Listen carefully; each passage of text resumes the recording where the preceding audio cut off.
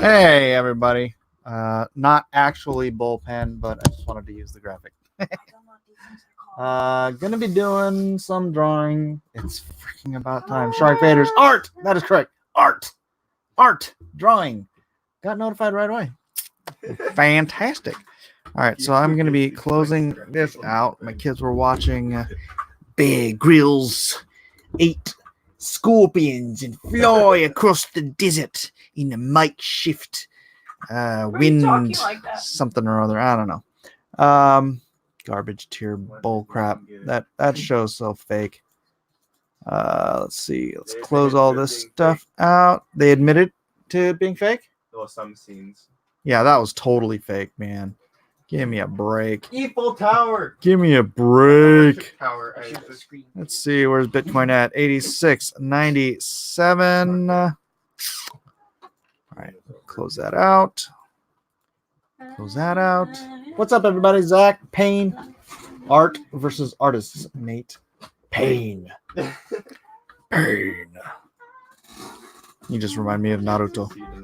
Are you Pain as in Naruto Pain or... All right, let me now go to this. Close that out. Okay. That was fake. 1917 effects. Yes. Pain. Oh, from Deathstroke. Settle your quarrels. All right. Got to do some drawing. Gotta see. Let's see. Let's close this one. This one. This one. This one. This one. File. Open recent. The politics of Star Trek. I am on MAGA. Page 12. So let me save this file real quick as page. Wow. 12. Very cool, Isaac. Save. Okay. Amiga. See if Edwin is coming in. Edwin's coming in. Wonder if anybody else wants to come in, hang out. I can send where's my green room? Where is my green room? Do I not have a green room? Why do I always have the hardest time finding my green room? Yes. Well, you have to stop. Somebody shows up. I can just send it to Quinn. Quinn always seems to want to pop in. I will send it to Mary Ellen's probably asleep. Yeah, I'll just send it to Quinn. Paste. Drawing. If he just wants to come in and hang out.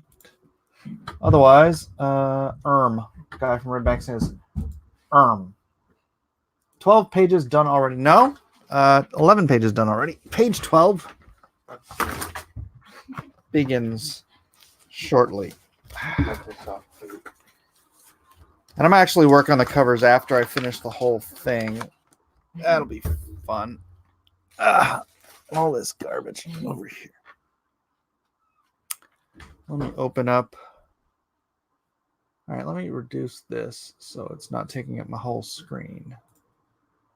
And then open up YouTube. No, not YouTube Studio. Dadgummit. Your channel. That's what I'm looking for. Jing, jing, jing, jing, jing, jing, jing, jing, jing, jing, bing. Drawing MAGA. Why is it not? Is it like? Can't just things go smoothly for a little bit? That'd be great. Could you stop banging on the door? It sounds fake. Right. All right. What page you on? I am on page 12, Dennis. Page 12.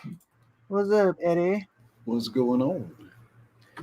I'm finally sitting down to freaking draw today. 10:30 at night.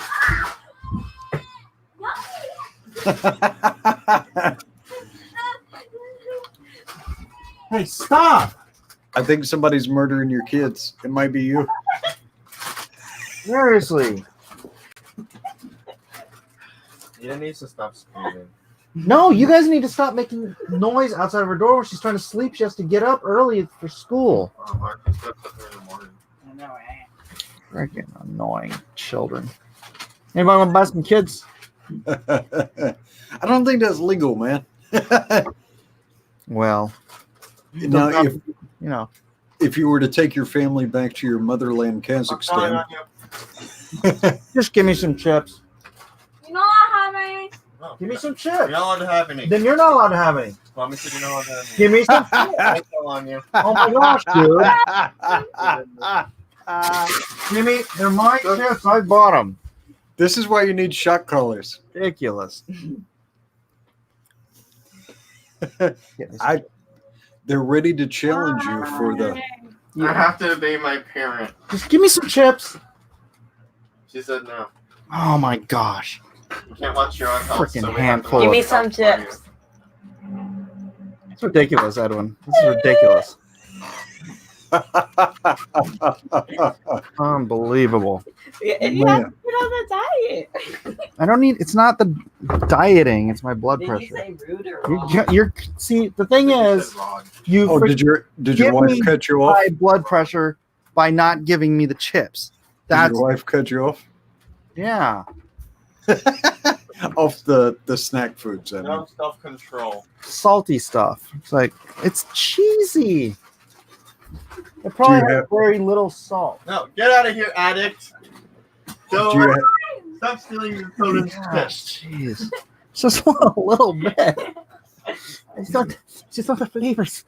I just want the flavors in my mouth. A little bit. I don't need a whole bag of chips. do you have any of your salty These chips? guys have no control. They're gonna eat that That's whole what the bag. addicts say. They're gonna eat that whole bag. I just want like a couple chips. I just want a little bit. That's where it starts, Mike. That's where it starts. Just a couple of chips. Ah, I'm supposed to be drawing here. Oh, those are good chips. They're cheddar sour cream ruffles. No, they're diabetes for you. It sounds horrible. So good. I can't remember the last time I ate a potato chip. You know, fried potatoes are like the worst thing for you.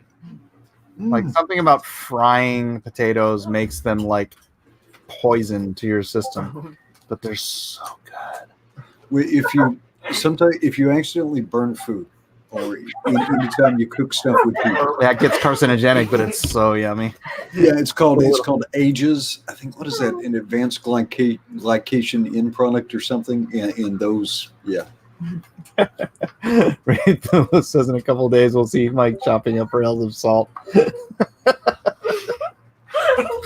It's not the case.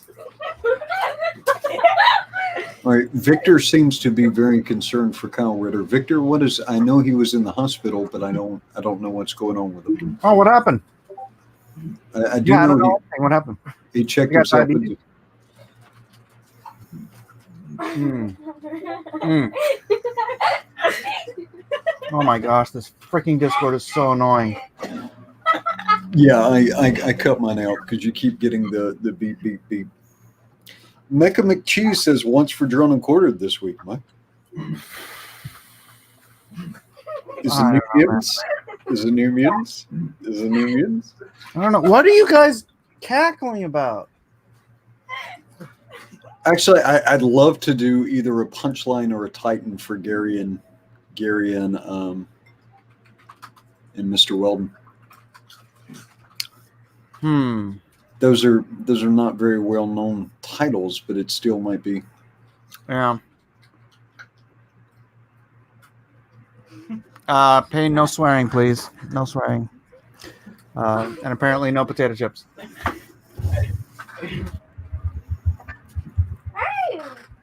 He's just standing right there. It's not like I'm not going to grab him. Jeremiah Jones says punchline. Dennis Pruch says Titan.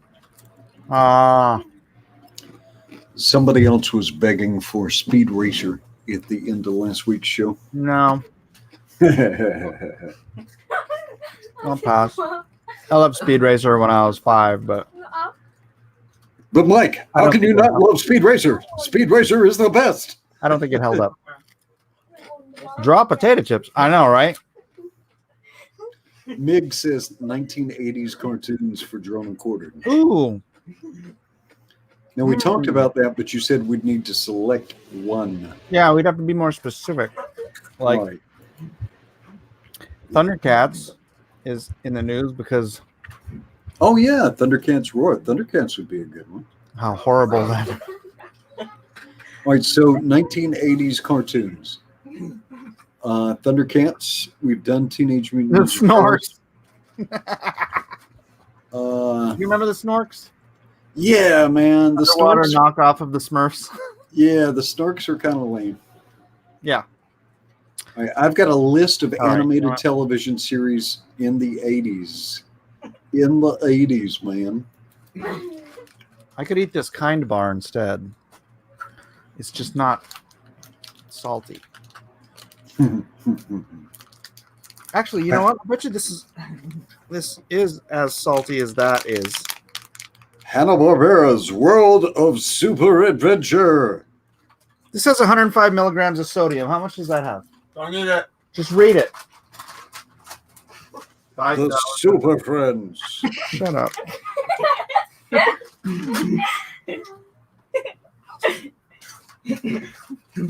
How much is it? I can't tell you, or else you'll be addicted to it.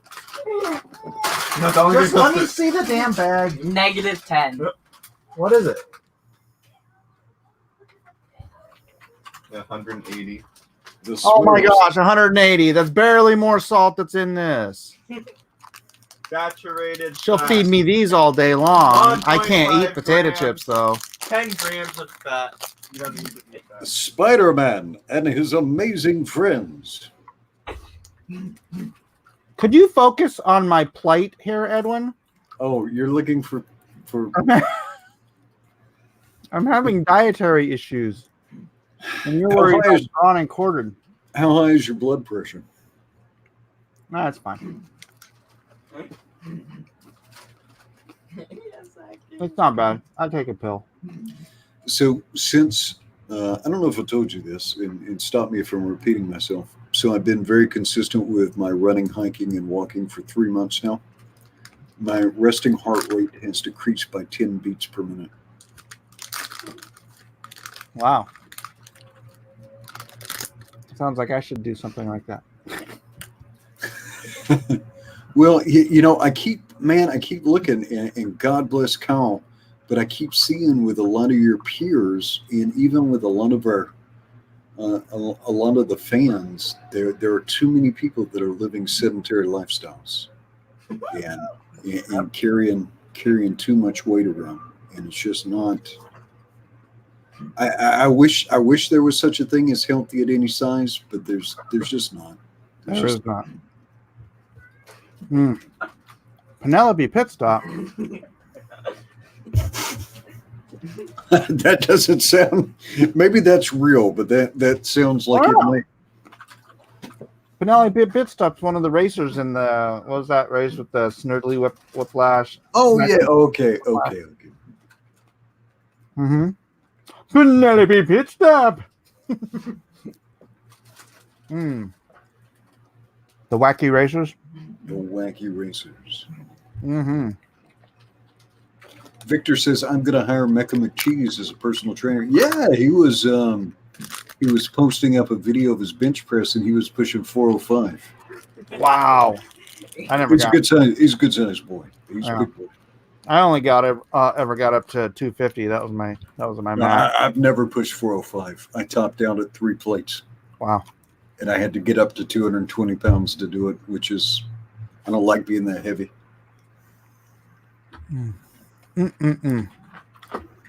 All right, I'm looking. I'm gonna go wash my hands and come back and actually start drawing. Okay. Getting some drawing done. So did anybody else see the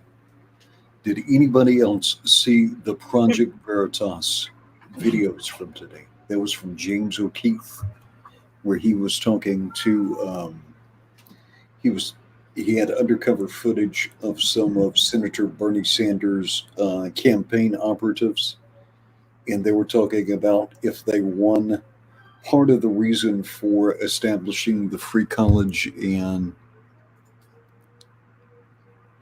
an increased control of education was to re-educate Americans.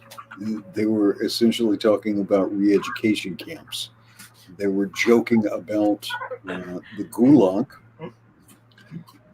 And then in another video, they were talking about if things didn't go well for Sanders at the convention, talking about essentially starting riots in the city. Yeah, now here's the take home from that. If you care about your freedom, if you care about the outcomes of elections, showing up at the ballot box is great. MAGA! I don't even know what that's from. Showing up at the voting booth is great, right? But if you really care, if you want to preserve your freedoms, if you want to have some say-so, a lot of decisions get made before we ever get the chance to vote. And I'm seeing a lot of that now because we're getting involved in our local political party. My wife is the communications director for the Re-elect Trump campaign here in Hawaii. And then we're going to be co-leaders of our particular district. But there's a lot of stuff that happens. And if you get involved early, you get to help determine who the candidates will be. And you can mobilize people and get people to show up. There's one thing I want you to take away from those Project Veritas videos. You know, don't just be angry about it. Oh, I didn't even watch it. I saw something about it, just like 30 seconds of it or something. Yeah. About, oh yeah, we're gonna burn the whole place down to the ground, something like that. Well, there were two different videos, but the thing to take away from that,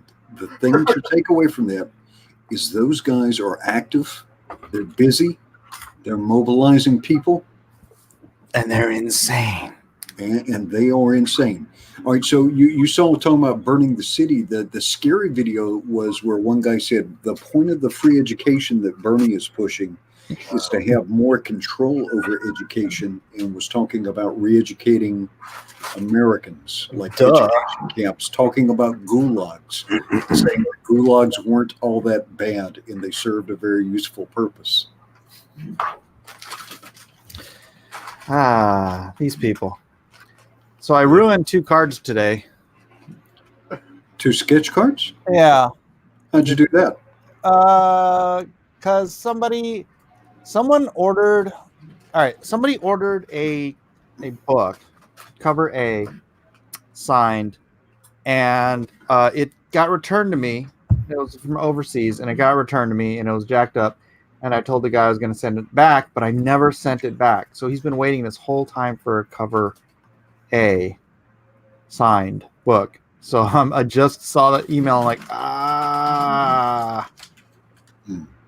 And so I packed him up a cover A, cover B, sketch card, some other, goodies and stuff. And I'm like, you've been patient. I'm gonna hook you up.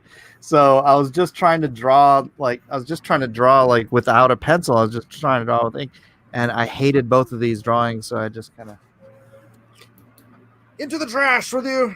Sorry, nobody gets those.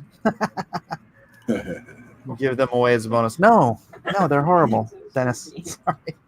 No. But yeah, hopefully he won't be too upset that he hasn't gotten his book yet. You ain't Dan Frag. I'm like, no, I'm not. I have hair.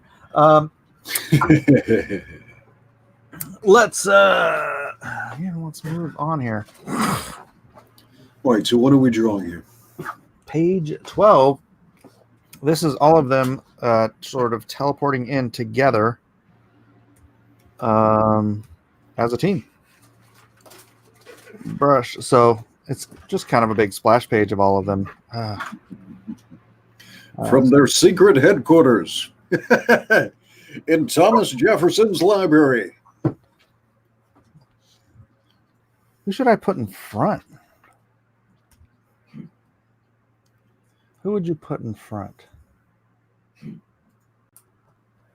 I still think you should work in a cameo from Seb Gorka, if you can. If I can. Not here, though. Put Shapiro in front. Well, he is the shortest, unless you're going to put quarter blank Barrett. Quarterback. Yeah.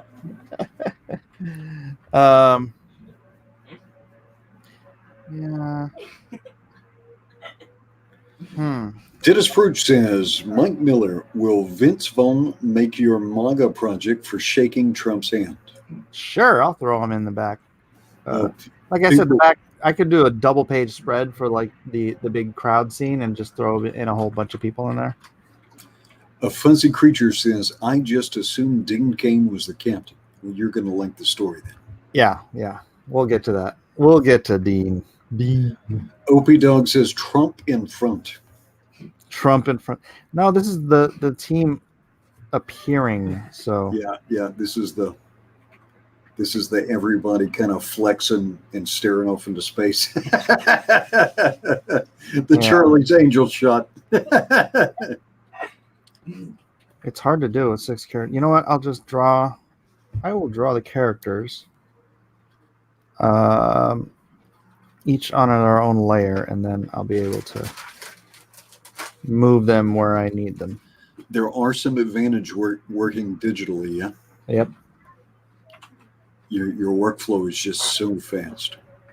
It's true, man. I mean, it's 2 weeks is Thursday. I mean, no. 2 weeks is Saturday that I started this. After you, you wrote the script on a Thursday. You wrote that script came together fast for you. Yeah, pretty quick. It's not Pride and Prejudice. Well, you could say maybe that there's an homage to Little Woman, since you've got Little Women, since you have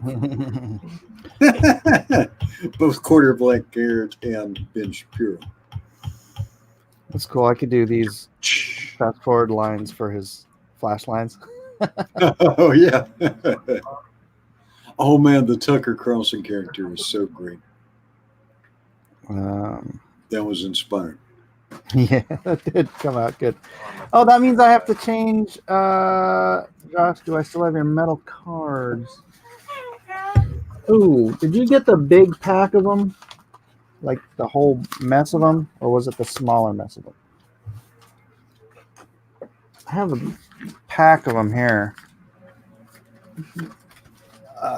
So if these are yours, then yes, I have them. What the heck is that? What's going on with the computer? Dang, man. Dang. Jalapeno milk.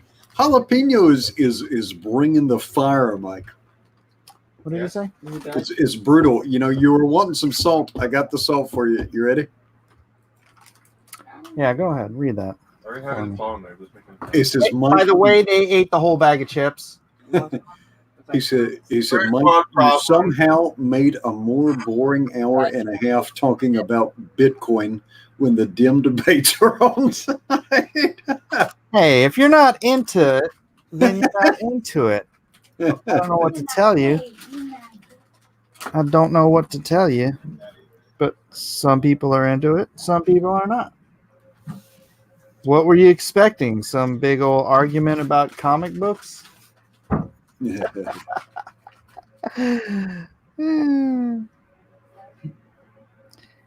think some people were expecting that. But, oh well. Yeah, man. Kenton Cummins is working hard on his bachelor's degree. He's going to have a bachelor's in history. He's almost done with it. Yeah, did you catch much of that? Or I know you saw some of it, right? I saw just a little bit of it. I was kind of running around. I caught a little bit when I was on my way to a job walk today. Jalapeno Milk says it was your most effective troll yet, sir. Better Better than Ringo, huh? What? No, why would you assume that was a troll? because you sleep under a bridge, Mike. I mean, I think people are. That is actually how I got Cummings to do it with me. It's like he wanted to run a troll with me.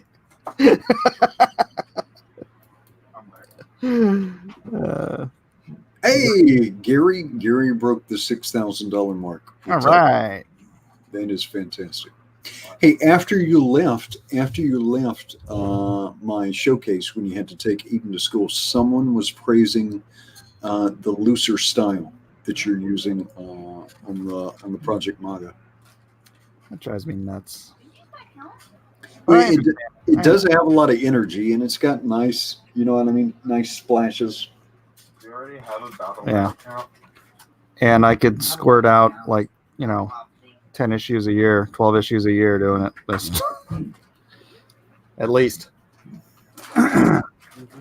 Maybe that's something to think about. You do a masterpiece every year, and you do a couple of high energy books.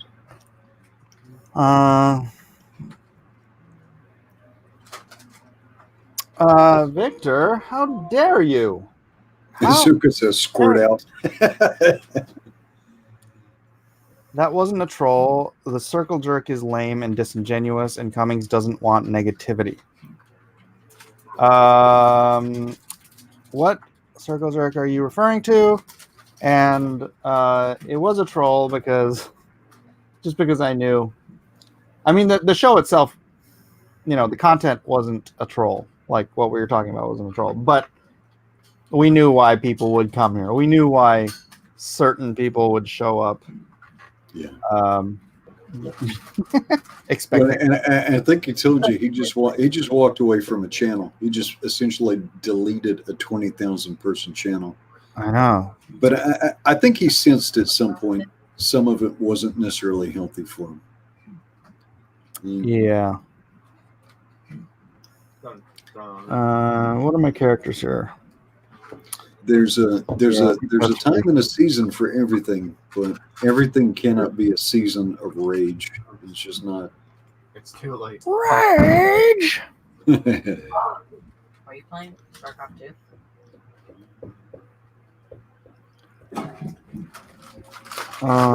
I've been paying attention to him too, though, and he talks a lot about his faith these days. I think he's just more sober-minded. Phil, really? Yeah, it does. When that whoever posted that Photoshop fake tweet that was slamming me, yeah, he immediately apologized. He couldn't remember making it, but he immediately apologized and he referenced his faith. Right on. That is good. It's good to see some growth. Yeah. In people. I think sometimes this internet stuff debases us and degrades us. It's true. It's true. Side says, confess to his sins, which he did not even commit. Yeah, exactly. Gotham Knight says, I loved it. It was a lot better. You should be reading this so I can draw. Well, yeah, but you keep reading them, so I can help you.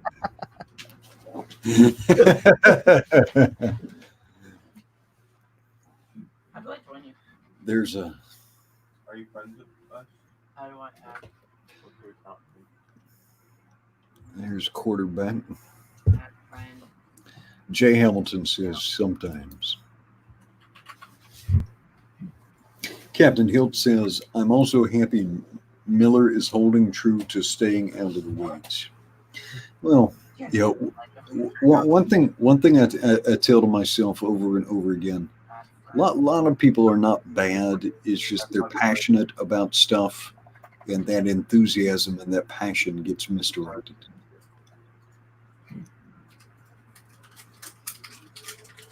And then some people are just bad. Yeah. Let's not pretend that's not the case. Now, but what I was saying on my show today is that, a lot of and I'm not just talking about people in that we've dealt with recently, but you know, a lot of people you can see just through their actions and the decisions they make as adults that you know they've been through traumas or situations that have caused them to make these just you know perhaps unhealthy decisions or perhaps what they may consider to be um, you know good decisions but I don't know I it's like dancing around stuff because I don't want to call anybody out for their personal Yeah. And you know what? You know, when you talk around stuff, it is so incomprehensible to people. yeah. But you know, you see people make what you think are bad decisions. What I mean, any rational person would think are bad decisions, and you have to realize they're not doing it on a lark. They're doing it because of something that happened in their own life. Yeah. Right? People don't just generally like make you know bad life decisions for the fun of it. You know, they may pretend like it's for the fun of it, but it's really not. You know. Let's see. Joe 47771 says, "I would love to argue with all of you. And what would you like to argue about, Joe? I'd rather find something to agree with you about, but it's almost bedtime for me, so I'm kind of winding down." I'll argue with you, Joe. What do you got? Of course you will. Whoops. Whoop. Deselect. Escape. And I can't believe who said it. I can't remember who said it. Somebody was talking about that the other day. We don't try and persuade each other anymore. And so when you have these arguments, I mean, there is a place for like these good arguments, so you can think about stuff rationally and try and get to the core of what do you believe, you know, how consistent are you with your beliefs. But I don't know that we change a lot of minds with rational arguments. Just because a lot of people who the people who can be persuaded with rational arguments, for the most part, you're either giving them information that they didn't have, and so now, you know, serious people will change their minds based on new information, right? But for most people who can be persuaded with rational arguments, they tend to think things through anyway. You know what I mean? So let's see. All right, Joe 47771 says, "What should we do about the mercury levels in fish, Mike?" Avoid it. And as conditions in the environment are changing, what'll happen is those mercury levels should decline over time.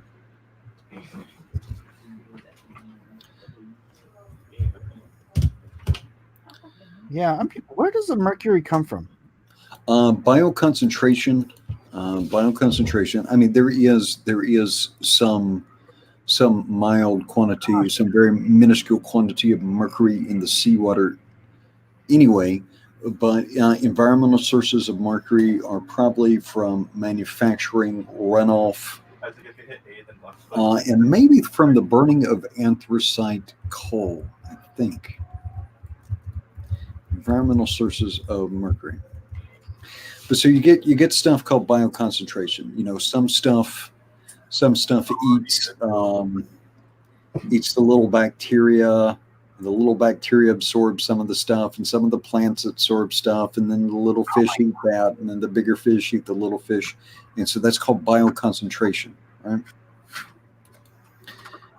All right, mercury and the environment. Let's see. Okay, well, it used to be from the mining in the process, but yeah, coal burning. Yeah, power plants are now the largest Isaac, why are you running so far? anthropogenic, so man-made causes of mercury in the United States. However, a lot of that has been cleaned up.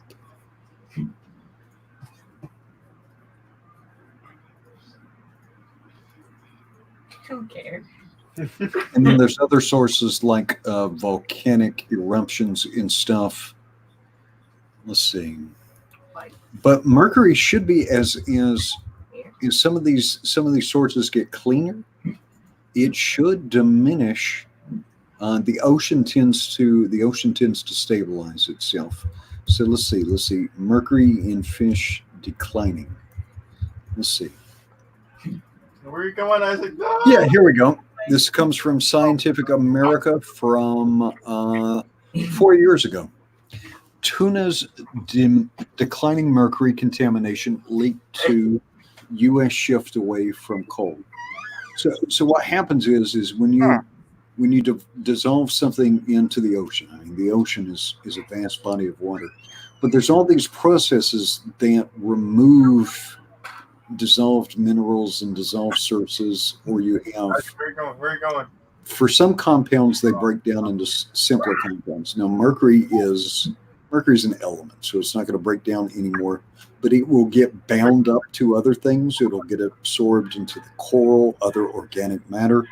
But as the inputs of mercury into the ocean decline, then it will be rapidly cleared. And so that makes sense that mercury in fish is declining. Right.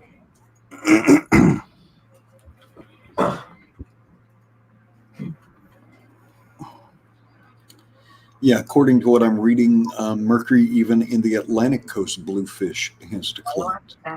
So assuming we don't change our manufacturing processes or don't. Well, our problem is that we share an ocean with China. Yeah. But the transportation vector of some of this stuff, it's going to be concentrated in certain areas.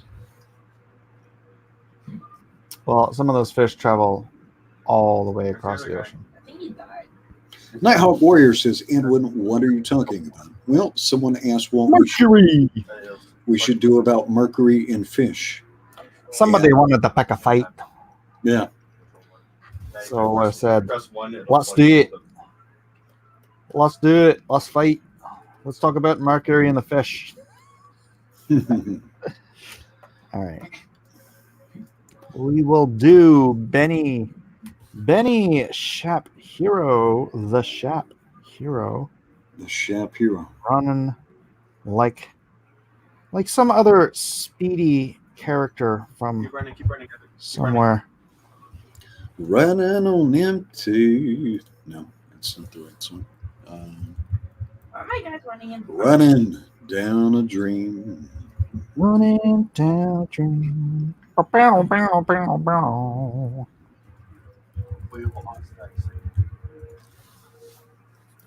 Give me 2 steps, mister, and you won't see me no more. Been on the run. It's gonna be bad. Save your progress. So yeah, that video is over 1,000 views, so that's good. That's nice. I hope some people got educated a little bit on the old Bitcoin front. Very cool. It's been a crazy couple days in crypto.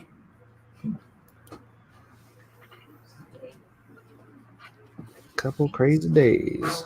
All the other kids with the pumped up kicks. You better win, better run, better outrun my gun. All the other kids with the pumped up kicks.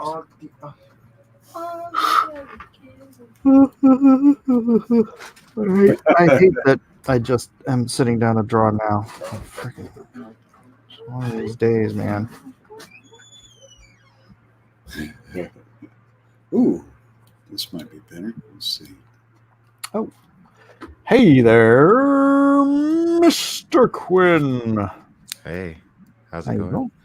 All right, I Pretty got good. you. What's going on? Nothing much. Just hanging What's out. going on? What's going on? So, an update. I am. Let's see, where am I? I'm on the part where in Dune, by the way, ladies and Uh-huh. gentlemen, where the what's his face? Yeah. The What's his face? Of course. Elliot. The Harkonnen. Dadgummit, I can't remember his name. The Duke, not the Duke. What is The Baron Harkonnen. Baron Harkonnen. Baron. Okay. The Baron just made the deal with Thufir. with his nephew. Oh, with Fade. Okay, yeah. Yeah. Where it's like, don't try to kill me. Yeah. How about you stop Let me trying on my to kill headphones. me, damn it. and then I'll, not kill you. Yeah. So I'm at that part. Cool. Yeah. So I'm moving along, getting there. Dune. Yeah, you're getting through it. God created Arrakis to train the faithful. Indeed. I guess that means that Arrakis is a hard planet, and the Fremen are like the result of the world being so difficult to live on. And if you don't have faith, you can't survive in the desert. Yeah. It's pretty tough road to hoe. Yeah. Well, man, the Harkonnens, you realize how scummy these guys are. Mm-hmm. Boy, smart though, huh? Yeah, he's really smart. He's smart, but his weakness is kind of just like his hatred and his just like sadism and his desire just to be cruel and to hurt other people. Yeah, and that's like towards right where I was where like he's like, well, as part of the deal, you have to go kill all the women in the. Herbert does have a nice cadence. Here you go, Mike. On his 17th birthday, Fade Ralph Harkonnen killed his 100th slave gladiator in the family games. Visiting observers from the Imperial Court, a count and Lady Finring, were on the Harkonnen homeworld of... Quinn, do you say Giedi? How do you pronounce it? Giedi Prime. Giedi Prime. Mm-hmm. Giedi on up. Giedi Prime for the event. Invited to sit that afternoon with the immediate family in the golden box above the triangular arena. 100 men dead. Yeah. His hand at 17. It also like shows you just like their like disregard for like the lives of slaves or anyone underneath them. So it's like two different philosophies for how they treat people under them. The Atreides versus the Harkonnens. The Harkonnens treat the people under them more like servants and slaves, whereas the Atreides inspire loyalty because they treat them more like actual human beings. Hearts and minds. You wonder. I always wondered though with Leto. Leto was so calculated. How much of that was him, and how much of that was calculation? I mean, I'm sure there was an element of calculation to it for sure. I mean, because he probably saw that it was maybe better to be loved than feared. He probably thought that was. He probably saw that was stronger. And then you can see as well in Dune that he recognizes the potential of the Fremen. That's one of the things that he sees first. He's like, oh, I can use them to become stronger. So it's definitely, he's not, dumb. He's definitely considering it all. Well, one thing to remember too, even Duke Leto is at the tail end of that 10,000 year genetic experiment. And he is, while he doesn't manifest any superhuman capabilities, he is the pinnacle of humanity at the time. I did have a question. It seemed like those two chapters with the Baron and his nephew, one to the other, it seems like years have passed. Is that accurate? Yeah. Or it is? A lot of time is going by. Paul and Jessica. Has Aaliyah been born yet? Where you are? No. Okay, so yeah. No, she just became the Reverend Mother. Yeah, I'm pretty sure it's like written in a way where it's like those chapters are happening, and then it like I'm pretty sure years do pass in those chapters for sure. Yeah, because it's just written a little like it seemed like it was all very linear, Mm-hmm. and then from the the her having the whole thing with the Reverend Mother, and from that moment to the next Baron chapter, it seems like years pass, but there's no mention of like years passing Mm-hmm. until he's like, remember all those years ago when you killed that guy Yeah. in the last chapter? Yeah. And I'm like, oh, that was a big jump. I'm like, Yeah. There are some jumps, like there's a few jumps like that in Dune, like especially in like the later books. But then it's funny because the book God Emperor of Dune takes place over the span of like a few weeks, that entire book, and then other books encompass like several years. That's funny. Everton says, "Why do the Harkonnens hate the Atreides so badly?" It is a feud that goes back centuries and centuries and centuries. It is Yeah. it is a long family feud. baby. Yeah. McCoys. There's actually there's conflicting versions of the history. You could go by the Dune Encyclopedia version, or you could go by the Brian Herbert, Kevin J. Anderson version. So yeah, And you can look at broader patterns too. The Padishah Emperor has also sent them at each other too. Mhm.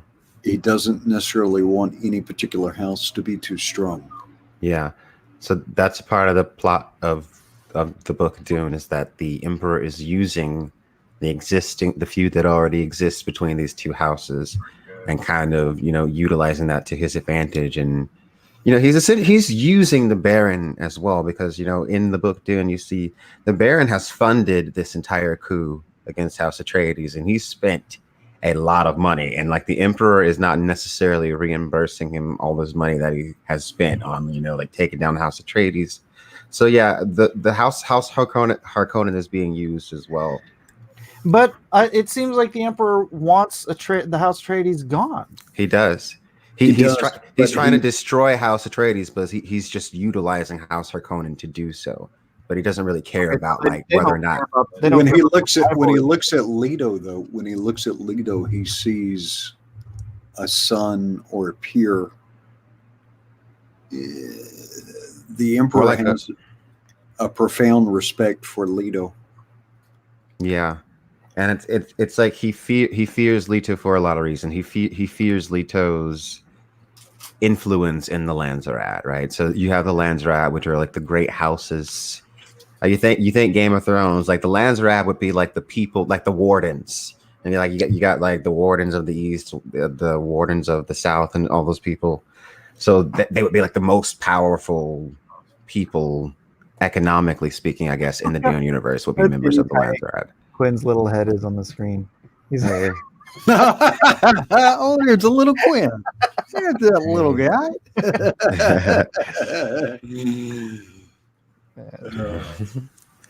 So some of that too, I think, is the Bene Gesserit. I think they have set some of these, and maybe it's explicitly said somewhere and I've forgotten about it. But to me, it seemed to make sense that they would put these people in conflict together for these environmental and these competitive pressures to elicit the type of human being that they're hoping for. Mm-hmm. I still don't understand that. It's like, so if the prophecies are The prophecies. I just kind of get stuck on this, because if it's if it's fulfilled on one world, then do they not lose favor on all the other worlds where If it's fulfilled on one world, it doesn't matter. it doesn't? Why? No. Right. The prophecy is to push stuff along, but it's a break glass in case of emergency. Mm-hmm. And look, here's the thing: they don't necessarily need people to believe in, like the magical Kwisatz Haderach God person. No. They wanted to create the Kwisatz Haderach so that they could use his power to, just shape the empire. Yeah. And to steer it on the course that they thought was most useful.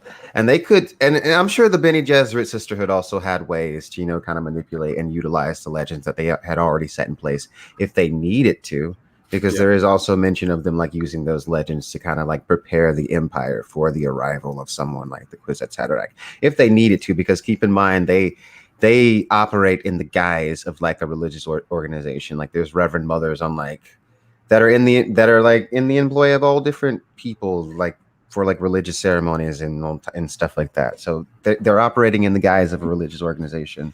So if you had to compare the Bene Gesserit Sisterhood to a particular religion or denomination or something, what would you?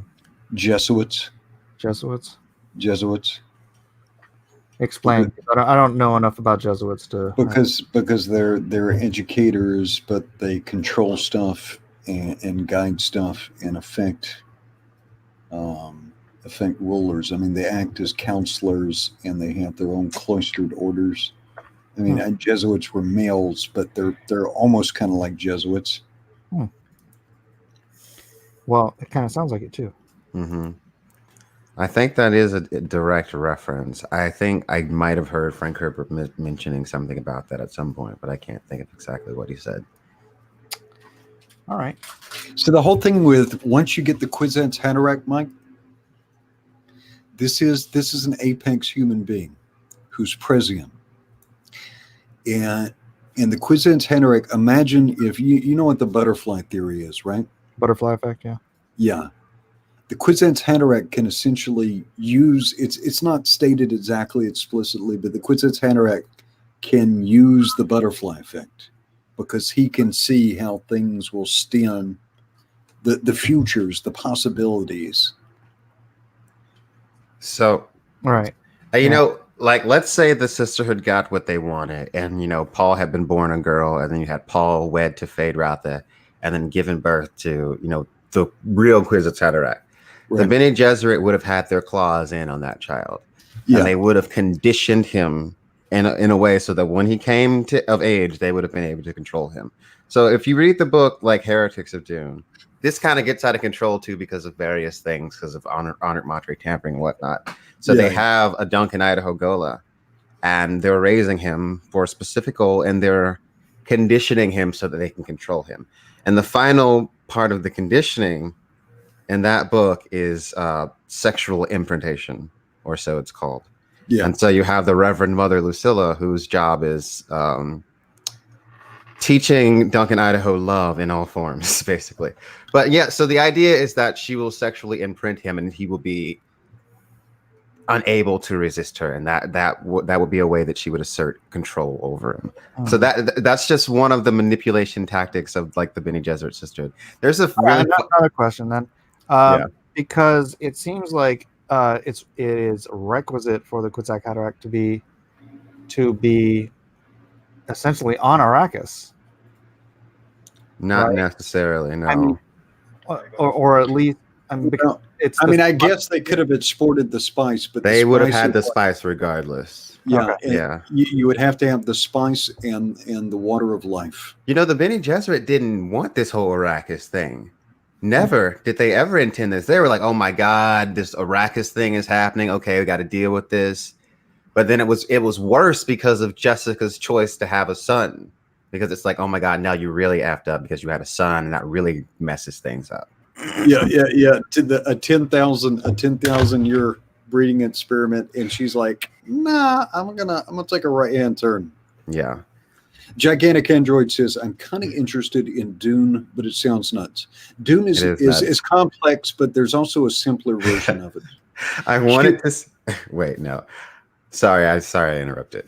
Go ahead. Humanity goes down this path of artificial intelligence, robotics, and other thing, and for a time, humanity is subjugated by intelligent robots.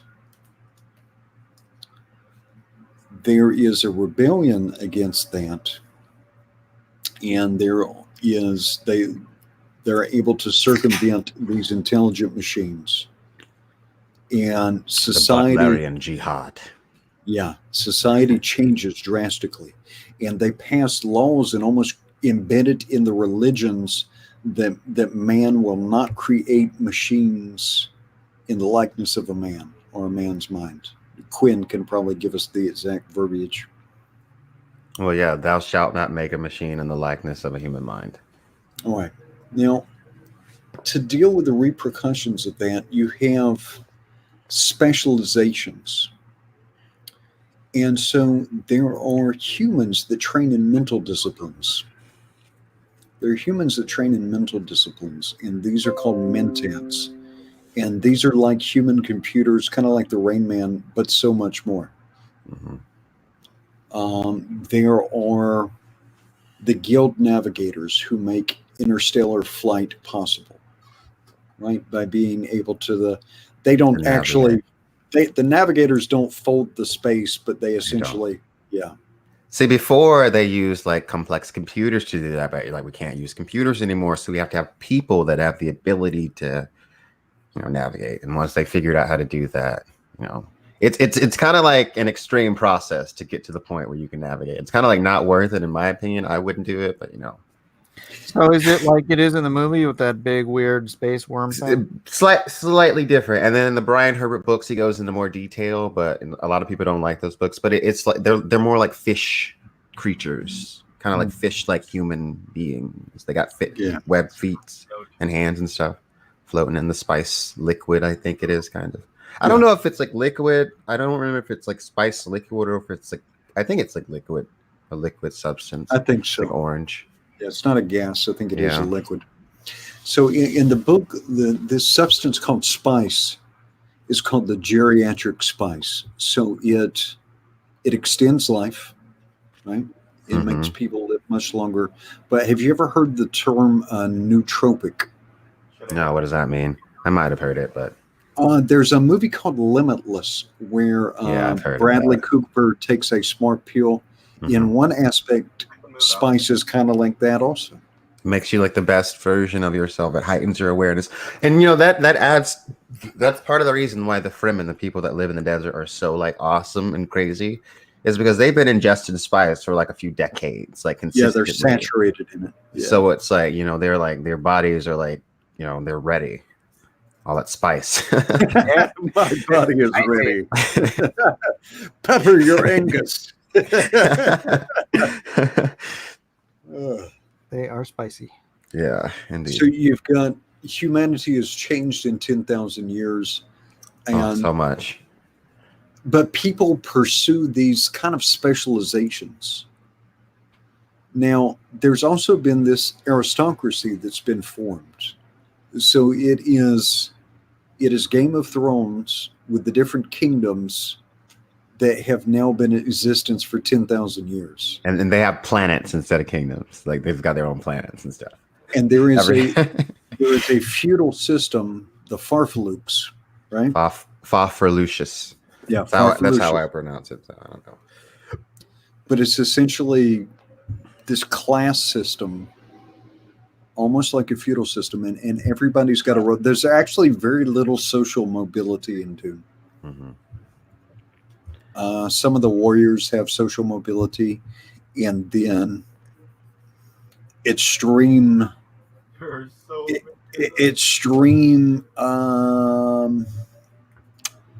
exceptions. If somebody is just incredibly capable at fighting, or for example, Duncan Idaho was a slave. Yeah, he was a Harkonnen slave, and he rose up in the ranks of House Atreides, and he rose up. So that's an example of someone that rose up. But really, it's like it's all the power, economically and otherwise, is in the hands of the Emperor, the great houses of the Lanzarad, and the Guild, and the Bene Gesserit Sisterhood. What is the economic agreement called? Is that the Combine, where they all have a share? Yeah. In I forget what the actual long term for it, but it's like the Combine of something. It's the Chom Company. Yeah. That's the one. Yeah, the Chom. Yeah. Yeah, it's like a whole agreement of it's like Chom Company. Chom Company is like Amazon, like big shipping company, basically. It's like they control all the merchant stuff going on. So if you want to get anything, you got to get it through Chom. You got to get it through Chom. That's the only option. And then Chom, the only way to ship stuff is through the Guild. So it's like they all have these monopolies on different things, Yeah, so society has kind of been frozen for thousands and thousands of years after these things were set into place. And that's a big part of what happens later in the books, right? Leto saw humanity. Humanity's on a real path for just stagnation. He was like, So I'm going to show them what real stagnation looks like. And once I really show them what it can look like, once it's just like everybody is in like square houses, the exact same, no one's allowed to leave the planet, no one's allowed to move anywhere, no one's allowed to, no evolution socially, economically, nothing same. Once I show them this for a couple thousand years, they're never going to want this again. And so that was what, Leto turned into a worm for. And so after that, they kind of like go everywhere after he dies. They scatter throughout the galaxy. They go into the cosmos, and humankind spreads out so far that it's like they could never, ever potentially come back together. So it was like a big thing. We need to create diversity in order to survive. We need to spread out. Now, because of... I skipped ahead, sorry. And you can't, they can't even have warfare like we would have it now. Where it would be kind of similar to like, they can't use atomics, they can't use laser guns in certain systems. I thought they did use atomics. Yeah, but it's bad. Well, yeah. Yeah, look, see what happens is at the end of Dune, there is a deal with the atomics. They hit the shield wall.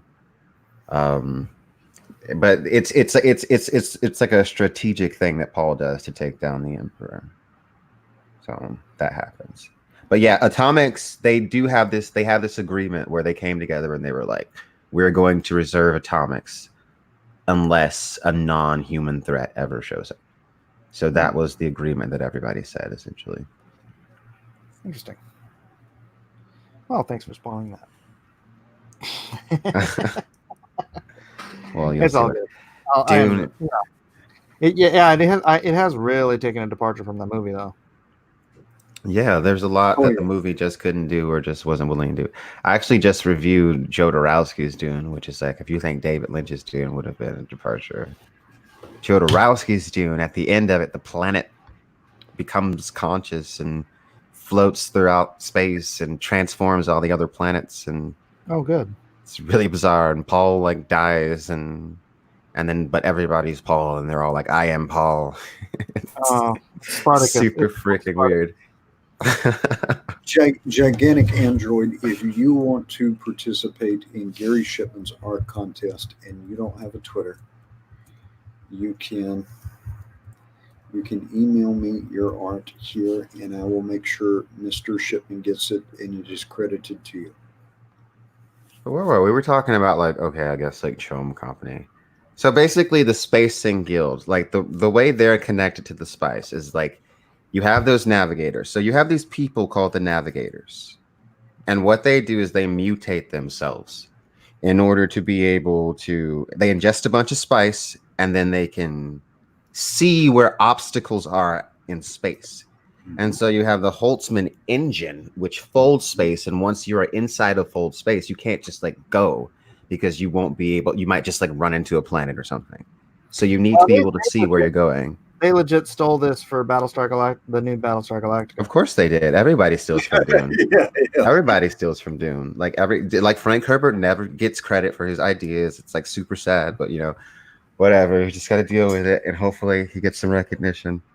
But yeah, but like they need spice in order to do that. Like before they had spice, before they had the navigators, they could still travel, but it was like super dangerous. It was like you have to take a risk. You're risking your life. It's like 1 out of every 10 flights, which is it's just crashing into something.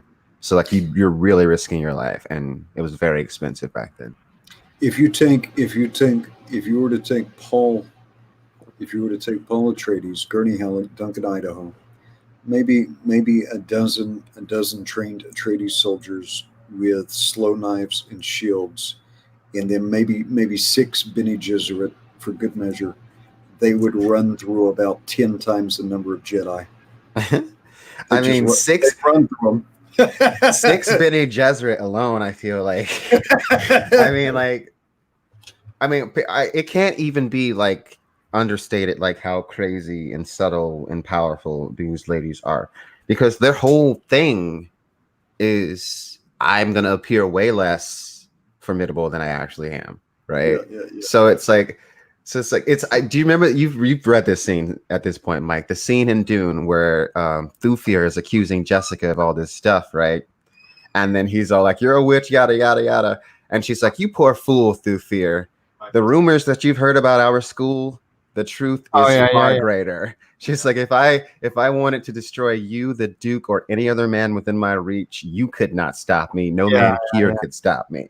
And then it's like he's like, sit down, shut up, and he just sits down and shuts up. She controls him with the voice, then he's just like totally shook. So it's like it's never underestimate a Bene Gesserit. Yeah, Jessica would take Anakin's lightsaber from him unarmed and pistol whip him with the butt. She should be like, "Give me the light." She'd say, "Give me the lightsaber," and he'd hand it to her. Like, he'd be like, "Oh my God, who's Padme? You're the best."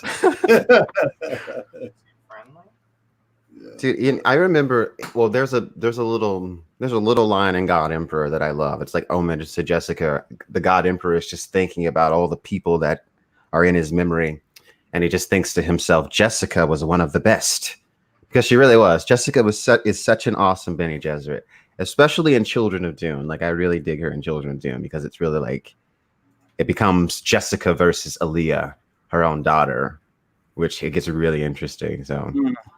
So is she sort of the main character for the whole series, or just the Jessica disappears for Dune Messiah, and then she's not in God Emperor of Dune, except for a little bit because she is technically inside of Leto. Like, he speaks with her voice a couple of times, but here's the thing: anybody who goes through the spice agony, who survives the water of life, right? Mm-hmm. Where they converted into the water of life, I guess. Yeah. Yeah. They have access to ancestral memory. Certain ancestral memories. But the thing about Leto II, who he goes further than anybody's ever gone. He does some crazy stuff, right? And for him it's different. It's like he can literally go and live somebody's life.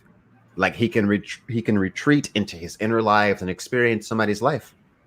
Like, and it's like, it's insane. There's a passage where it's like, this morning I was born in a yurt by a horse plane. Tomorrow I'll be born somewhere else and I will experience another life. So that's kind of how he passes the time, because he's seen the future. He knows, he understands humans to an extent where humanity's just become boring to him. Is he seeing the future, or is he seeing probabilities? He has seen the future, and he has set humanity on a path where he's trying to focus in on a specific future and make it happen. So it's probabilities. Yeah, but on this path, I've seen certain things that are definitely going to happen. It's like it's almost Doctor Who is really weird, but it's almost like how Doctor Who is like there's fixed points, almost like that. Yeah. It's almost like that, I would say, but it's more. I guess it is probability more like that. Did you ever read Foundation, Mike, with Isaac Asimov? Oh yeah, that's really psychohistory. Yeah, there's a parallel there. There's some parallels.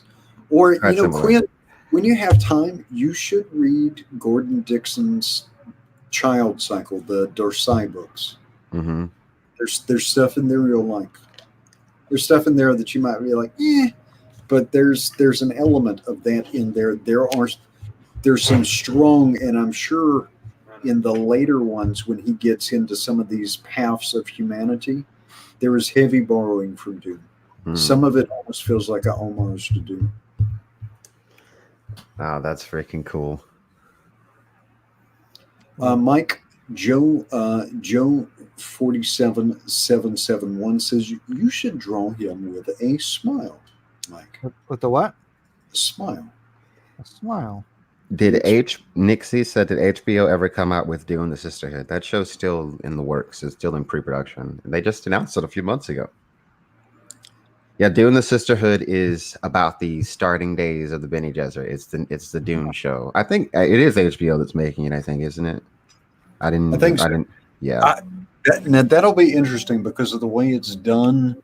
It might read as like hyper feminism, and The sisterhood is hyperfeminism. I mean, that's 12th wave feminism. I mean, it's an order of superhuman women that control the universe secretly. Question that came up while I was reading it is that so Jessica gets the memories from the lineage of the Bene Gesserit, of the mother, whatever you call it, the Reverend Mothers.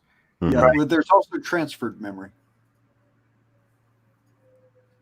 I'm not misremembering that. Okay, Am I, so Quinn? So what happens in that scene is Jessica gets the memories of the Fremen Wild Reverend Mother. Her memories are transferred to Jessica, Right. and then also Jessica's own maternal genetic memory is unlocked. Oh, so all the memories on her mother's side. Yeah.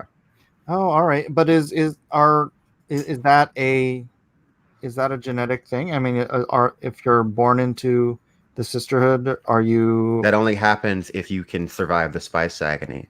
Okay, so you have a Bene Gesserit and she trains her whole life in like prana bindu techniques, and what she's really preparing for is to see if she can one day become a Reverend Mother. And they do this by taking the spice essence, the water of life, and she has to basically take this chemical and use all of her training to look inside of her own body and to convert this chemical into something that's not poisonous. Right. And the agony of doing this unblocks her genetic memory. Right. But like the Fremen, my question was because what's his face, the leader of the Fremen was saying that they have existed without a Reverend Mother. So, which to me means that at some point in time, whoever the Reverend Mother there was died without having an heir to pass her genetic memory on. So, or her memory on. So, does that just ether or? I have to imagine, that's just that tribe of Fremen. I have to imagine that there are other wild Reverend Mothers throughout Arrakis. So so at some point the memories are transferred, because I know Jessica does have memories that date all the way back to like when they were the Zinsuni Wanderers. So she does have that lineage stretching back pretty far. Yeah, that's what I mean. That's why it seems to me if if it's just a 1-to-1 correlation, or if like that Reverend Mother, she gets her memories and all of those past memories to it connects. So it's like you know how they say it's like every person whenever you sleep with someone, you're sleeping with everyone they've ever slept with. So it's like so every branch of memory of each individual genetic memory all comes culminating into the transference. Yeah. Right. Basically. So now, I get it. If a man can survive the spice agony, he gains the power to look down both the matrilineal and the patrilineal lines of genetic memory. Yeah, I think we talked about that before. He can look where they cannot. Yeah. You know, I think it's because he's got the Y chromosome and the X chromosome. You know? Well, actually, they can. It's just the male memories just can't get a word in. But we don't know like how far they can look back, like how far.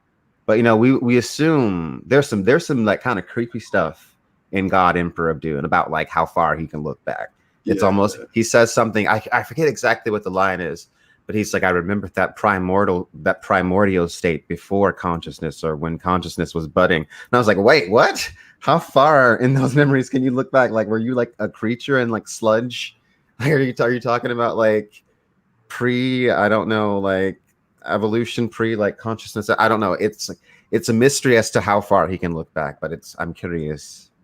There's like little hints. Josh Graydon says, how much dope do I have to smoke to read Dune? If you stop with the first book, no drugs are required. You're essentially reading a kind of a Game of Thrones in space. But if you want to learn about the Bene Gesserit's 147 different vaginal pulsations, then you have to read Till Heretic 15. No. Yeah. No, there's this. that point. I should not have been reading Chapter House Dune at 12. I love that scene because she gets angry at the lady. She's like, do you know all 146? And she's like, actually, there's 149, and I know all of them. I love that scene. The discipline of Prime Bender gives. They've got control, man. Skill levels. There's different skill levels, but some of them essentially obtain control of their body at like a cellular level. Yeah, they're really good. Benny Like Gesserit. eat potato chips. Yeah, so like if you were a Benny Gesserit, you could eat all the sodium you wanted. You could eat all the potato chips you wanted. And then you could still have perfect blood pressure or shunt the salt in your body, shunt the sodium balance. Yeah. Now you would ask, like, if they had such control over their bodies, why couldn't they just make themselves like live for like a really long time? And the answer to that is they totally can, but it's forbidden. It's forbidden because the sisterhood, they've already thought about that. So there's a scene in Chapter House Dune where I'm not going to spoil it, but it's basically one Bene Gesserit notices that like kind of a rogue Bene Gesserit has been using these forbidden techniques. And she's like, why is this like crazy chick doing this? This is going to destroy us all. Because the whole thing is like spice melange extends your life, but it can only keep you alive for like 200 years. Let's say like the Bene Gesserit just started suddenly living for like 1,000 years each and just staying young. It's like the accumulation of just like these ageless, beautiful women. The Empire, the short-lived humans, the ones that weren't living long, would turn upon the Bene Gesserit. So it's like they'd be like, "How are you doing this? You need to share these secrets." You know what I mean? So it's there's like, not, we can't do that. It's too dangerous. There's not a lot of Bene Gesserit. There's not a lot.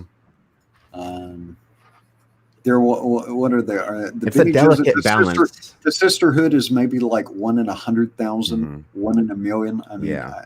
Oh, so the one on Arrakis, was she just keeping herself alive, waiting for Jessica to show up? Probably.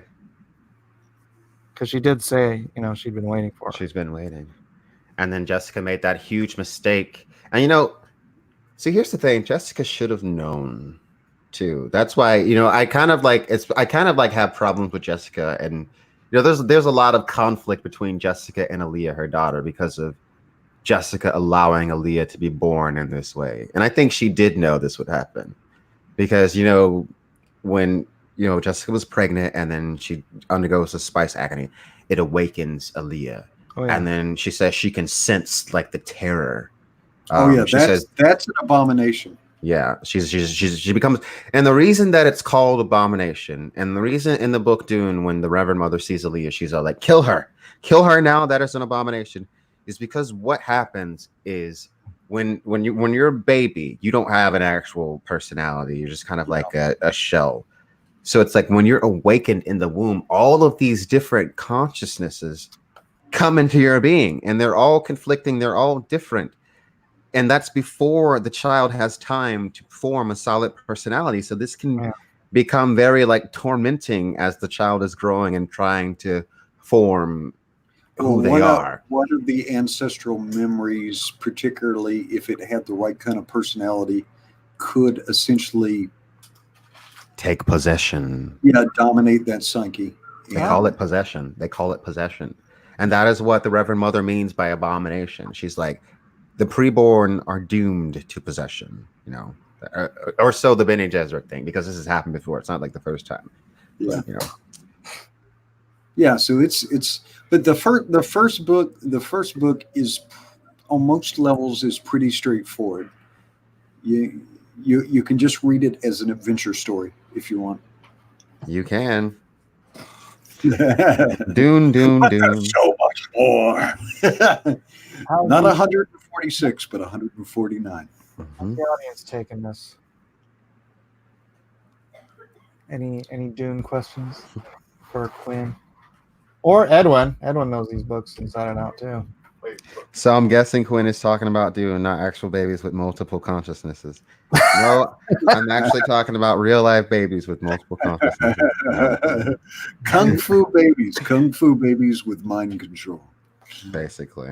That would suck. Baby. That was because Aaliyah at probably like 6 years old could could probably wreck you. I remember. I don't know if this was a real thing, but when I was a kid, I remember like movies about like evil babies that were like, I don't know, and there was like a scene of the baby like crawling in like the air vent. I don't know. I guess I like hallucinated this movie, but I feel like Dead Alive. You're talking about Dead is Alive. that what it is? Because I don't know. I'd have no idea. Hold on. It's like I remember like it might have had like sharp teeth but I just remember like evil killing baby. Hold on. Let me see what I can. All right, Mike. What are we going to do for Drone and Quarter tomorrow? I gotta mute this, but here, let me put it on the screen. It's alive. It's alive. It's called It's Alive. Oh, not this one. Oh, okay. I googled evil killing baby or killer baby movie, and It's Alive Oh, came no, up, well. and I think that's it. Yeah, it's alive because I'm seeing it now. I'm seeing the clip. It's alive.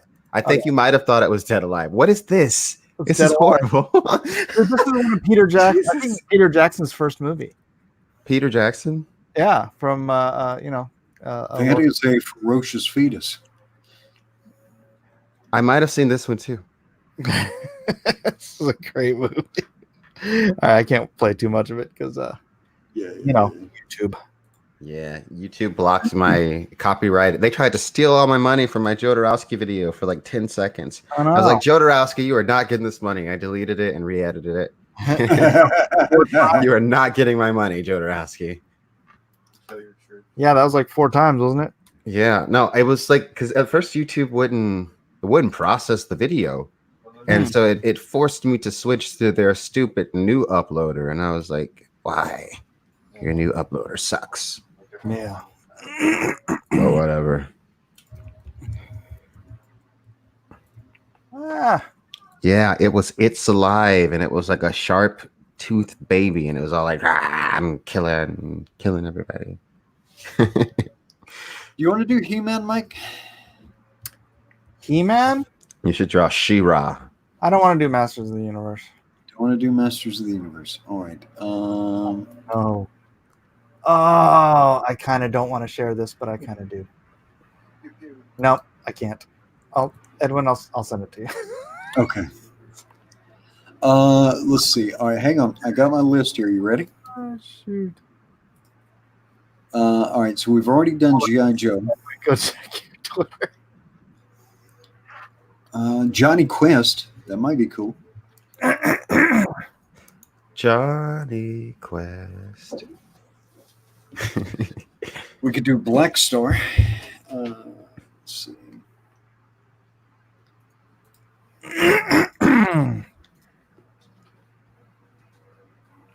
All right, so you said no He-Man. Why don't we just do Thundercats? Thundercats? All right, let's do Thundercats. Yeah. Thunder! Mike, can you believe? Well, to change talk. I know. In the last thing, I was like, I don't want to talk about politics, but I do now because I watched the Democratic debate. Can you believe? I didn't get to see it. What happened? Tell me. That Elizabeth Warren is trying to like frame Bernie Sanders as like a sexist now because she's dipping in the polls and he's surging. Oh, so she is claiming that in a meeting. Can I believe it? Yeah. Yeah, I can believe it too. I'm just like, it's like crazy, right? Because it's the claws are coming out because she's losing. Yeah. So it's like she's claiming that in a meeting like 2 years ago that he said women can't be president, and it was so crazy because CNN is so biased on the debate. This was so funny. It was so funny, but it was frustrating. So they're asking Bernie about it and like, did you say this? And he's like, no. And the moderator's like, to clarify, did you say that a woman couldn't be president? And he's like, no, I did not say it. And they go to Warren immediately. And they say, Warren, so how did you react when he said a woman couldn't be president? And I'm just like, what? Are you serious, CNN? That is the one thing I saw. Somebody posted that on Twitter. And it's like Bernie Sanders just shaking his head. I mean, that's not how you're going to win, Warren. Did anybody bring up the undercover footage from Project Veritas, Quinn, at the debate? Nope. Of course not. I didn't hear anything about it. They had a bunch of the debates are always stupid. Always a bunch of stupid questions. They always ask the worst questions. They're always awful, rarely ever any substance. It's always just like, I don't even know. arguing about the most useless stuff and giving like ridiculous candidates too much time, like Amy Cloud Boot Jar and freaking like Tom Steyer, who have no chance. Like, why are they even on the stage? Amy Klobuchar would probably make a really good, like, if there was a secretary of the library, if there was a cabinet level position for like a library, Right. she would. Yeah. Cloud Boot Jar. Yeah. I would never call. Did Gabbard get any time? No, she didn't qualify. Oh, Neither really? did Andrew Yang. Wow. Neither one of them qualified. That But had to make the Yang gang furious, though. yeah, I'm sure, because you got like that Tom Steyer guy bought his way onto the election stage. He's a billionaire. He just paid. He literally he bought his way onto the stage. Like, no one actually is going to vote for this guy, and it's just because he has a bunch of money. He's on the stage. It's like no one cares. I didn't know you could do that. Of course you can. I mean, don't they? Aren't you supposed to qualify, like, vote? Yeah, well, it's like he did this. I forget. He did some sneaky tactics to even get recognition, where he like had this petition where it was like, do you want to impeach Trump? And then it was like also a poll. I forget exactly how it worked, but it was like some sneaky stuff where he got all these signatures, and then like attached to that it was. I forget exactly what it was. It was just like some sneaky stuff. But just know that no one wants frickin' Tom Steyer as frickin' president. No one cares. Most people don't even know who he is. I don't know who he is. Yeah. Chicanery shenanigans. That's what Shenanigans. Mike, do you have any special guests for Drone and Quarter tomorrow? Because I'll start the. Dude, I haven't put the. I've been busy. I'll start the roster in the morning. All right. Gary's not sure if he's going to make it. It depends if he gets his page of Titan done. Oh. Titan? Yeah, I should have. I should say that too, but it's on my channel. So. Oh, have you not seen? Have you not seen Titan? No, I'm Quinn? just saying I should get my stuff done too. Oh no! I was talking about Quinn. Quinn, have you not seen Titan? Oh no, I've seen it. Oh yeah. Yeah. Yeah, Quinn's a regular, man. Mm-hmm. Quinn's here more than you are now, Edwin. He probably is, but he's more entertaining than I am, so that's probably a good thing. All right. Speaking of entertaining, it's time for me to go to bed. Oh, all right then. I'm up in 6 So hours. long. Farewell. I'll be to say goodbye. To you and you. And your.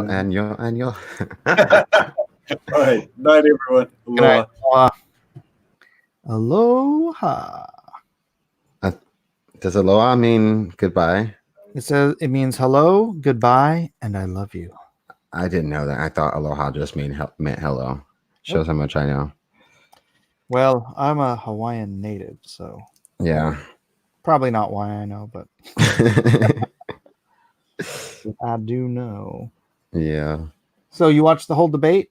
Tell me more. I watched the whole thing. I mean, there's not. Were you riveted? No, I was not riveted. I was waiting the whole time for them to ask that Bernie smear question about like that fake story about Elizabeth Warren, and they finally did. And like that one moderator was just like, oh my God, she needs to be fired. I don't even know. Just like some dead-eyed creature, which just looked like she had no soul, that she had been like that she died a long time ago. I don't know. She just looked. She looked like she didn't want to be there, and she looked like she hated the world, and she acted like it. And I don't know. She was really bad. And then I guess the other lady wasn't so bad though, but the dark-haired one you guys are dying. was awful. Were they like? Oh, do you not watch CNN? I don't usually watch CNN, but I don't remember seeing these two ladies before on CNN before in the times that I've watched it. All of my church. Gosh, But it's just like, I wish I'd have watched it so I could tell who, I mean, the candidates on stage that really matter, right? The only candidates that really should be on stage right now are like Joe Biden. Oh yeah, how do you do? He did fine. I mean, he didn't like have any like big gaffes, but he didn't have any like big moments. It was pretty boring for the most part, I would say. Yeah, people are saying that my Bitcoin stream today was more boring. Yeah. I mean, Elizabeth Warren was going off about like, of course a woman can win president, when of course nobody said that she couldn't. Like nobody said that. Like literally, like it's fake. It's like you're trying to like drum up this fake thing that nobody even said, and it's totally transparent, and you're making yourself look worse. But whatever. It's a straw woman argument. It's really annoying, and it's like you know what I wish she would do? Clarify what Bernie said, what you claim that Bernie said, because she still hasn't. She's keeping it vague because she knows that it like really? She's hoping that it'll benefit her. But whatever. I mean, because if he said something like it'll be difficult for a woman to win because of, I don't know, sexism or something, that's like one thing versus saying a woman could never be president. That's two different things, but we don't even, whatever. Yeah. The unexpected geek. How do you know he said it? Because of who? Who? Where's the proof? I want to know where's the proof. Where's the beef? There is no proof. You know, whatever. Because like the anonymous sources that originally reported this weren't even in the meeting. Right? So this seems like an on purpose smear attack. I don't know. That's what I'm saying. This seems like a plan. Like that moment seemed totally planned with that moderator when she was all like, "So Warren, how did you feel when Bernie said that?" That seemed like totally planned. That might just be the fact that the moderator probably doesn't have a brain in their head, and that's just the next question that was on her on her. She had the maybe. Like, but it seemed. But people, these questions to you, regardless what you say. Everyone noticed it because like Elizabeth Warren kind of laughed and the audience reacted and laughed. It was because it was just like, what? Yeah. So I was like, that doesn't make you guys look good. I don't know why they think that makes them look good if they're trying to like, I don't know, help Warren. Whatever. Wow. Warren hasn't had any good ideas yet anyway, so she's been falling in the polls pretty consistent recently. That's why like the nails are coming out, the claws. I know she said this thing. Oh, another funny point where she was like, only the women in this stage have beaten an incumbent in the last 30 years. And Bernie was like, I beat an incumbent in 1990. And then she starts like counting on her fingers as if he's wrong. And he's like, that was 30 years ago. And she's like, I said within the last 30 years. He was like, you said 30 years. It got really awkward, but it was like, it was like, she's trying to make it seem like his math is wrong. And I'm like, no, like your math is wrong, Elizabeth Warren. And you're, again, making yourself look really stupid. Yeah, particularly because it's really easy math. When 1990 to 2020. You said the past 30 years. I mean, like, I kind of want. And then she wouldn't even shake his hand at the end. Are you serious? Yeah, as if he just, the affront that you have committed against me is so offensive. It's not just against her, Quinn. It's against women. Against women, yeah. And you know that like that fake horrible Amy Klobuchar was just eating it up. She's like, yeah, as a woman, I have to agree with Warren on this one. God, I can't stand her. I hate her more than Warren because it's just like she's just like completely just a nothing burger. Yeah. Team women. I don't know why she didn't shake Bernie's hand. It looked like they had a little argument too. You can go look at the clip. It looked like he reached to shake her hand, and then she started like saying something to him, and then he kind of put his hands up like this and was like, whatever. And she was, and then she just walked away, and they went on. So I don't know. But you know, it went from like Bernie is a good friend of mine just a couple weeks ago to Bernie is a sexist as soon as like new polls come in and she's dropping in the polls. So that's how quick it jumped. That just shows how open-minded she is, that she will be good friends with the sexist. You know, that's what's funny. It's like you suddenly remembered that he was a sexist when you dipped in. This meeting was 2 years ago, but you suddenly remembered when you dipped in the polls. Oh, that makes sense. Okay. Well, that's the best time to remember, Quinn. I guess so. So when the knife out, man. But for the most part, that debate. Shot. She should just freaking.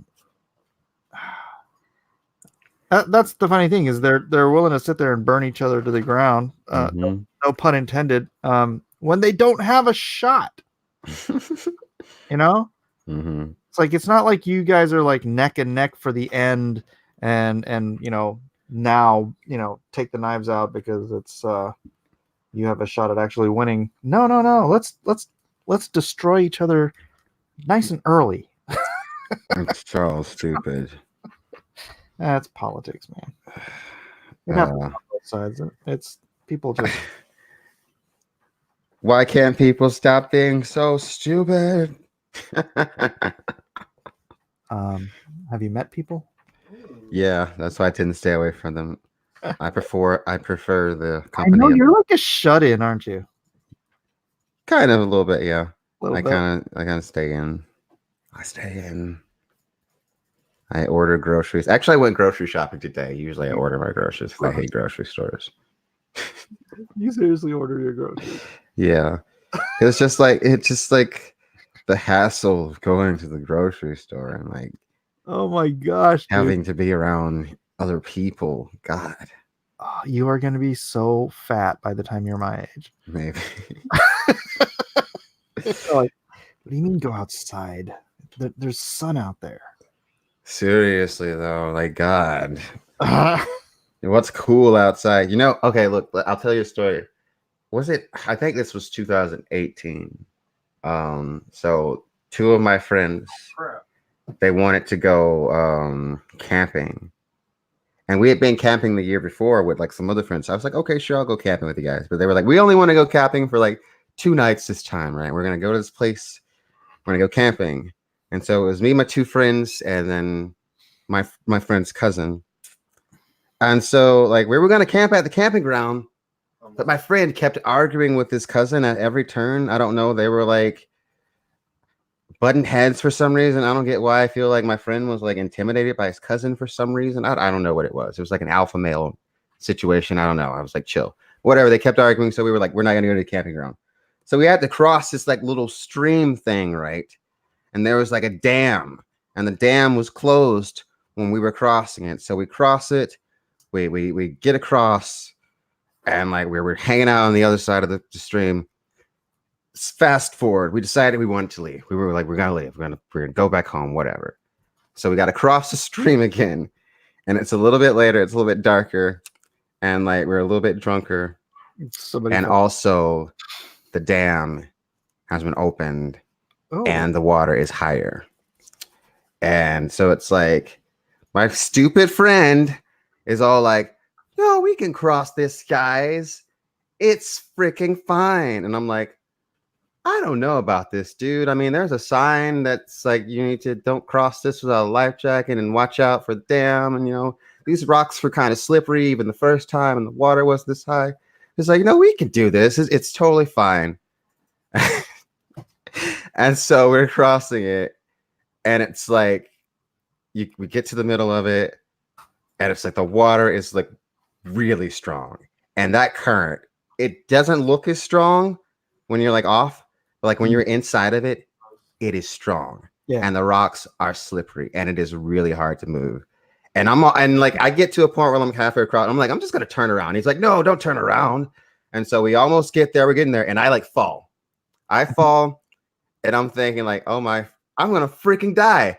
I'm going to freaking die in this stupid freaking stream because my stupid friend that's an idiot and doesn't know what he's doing convinced me to walk in the stupid stream when I saw the sign and I shouldn't have done this. So I fall and I'm just like, oh my God, I'm going to die. And I feel the stream pulling me. And so I'm like, I'm just going to crawl. My shoes come flying off and they're downstream. They're gone. My shoes are gone. Like, I'm holding on to my phone in my hand as hard as possible. My backpack's on and I'm just crawling.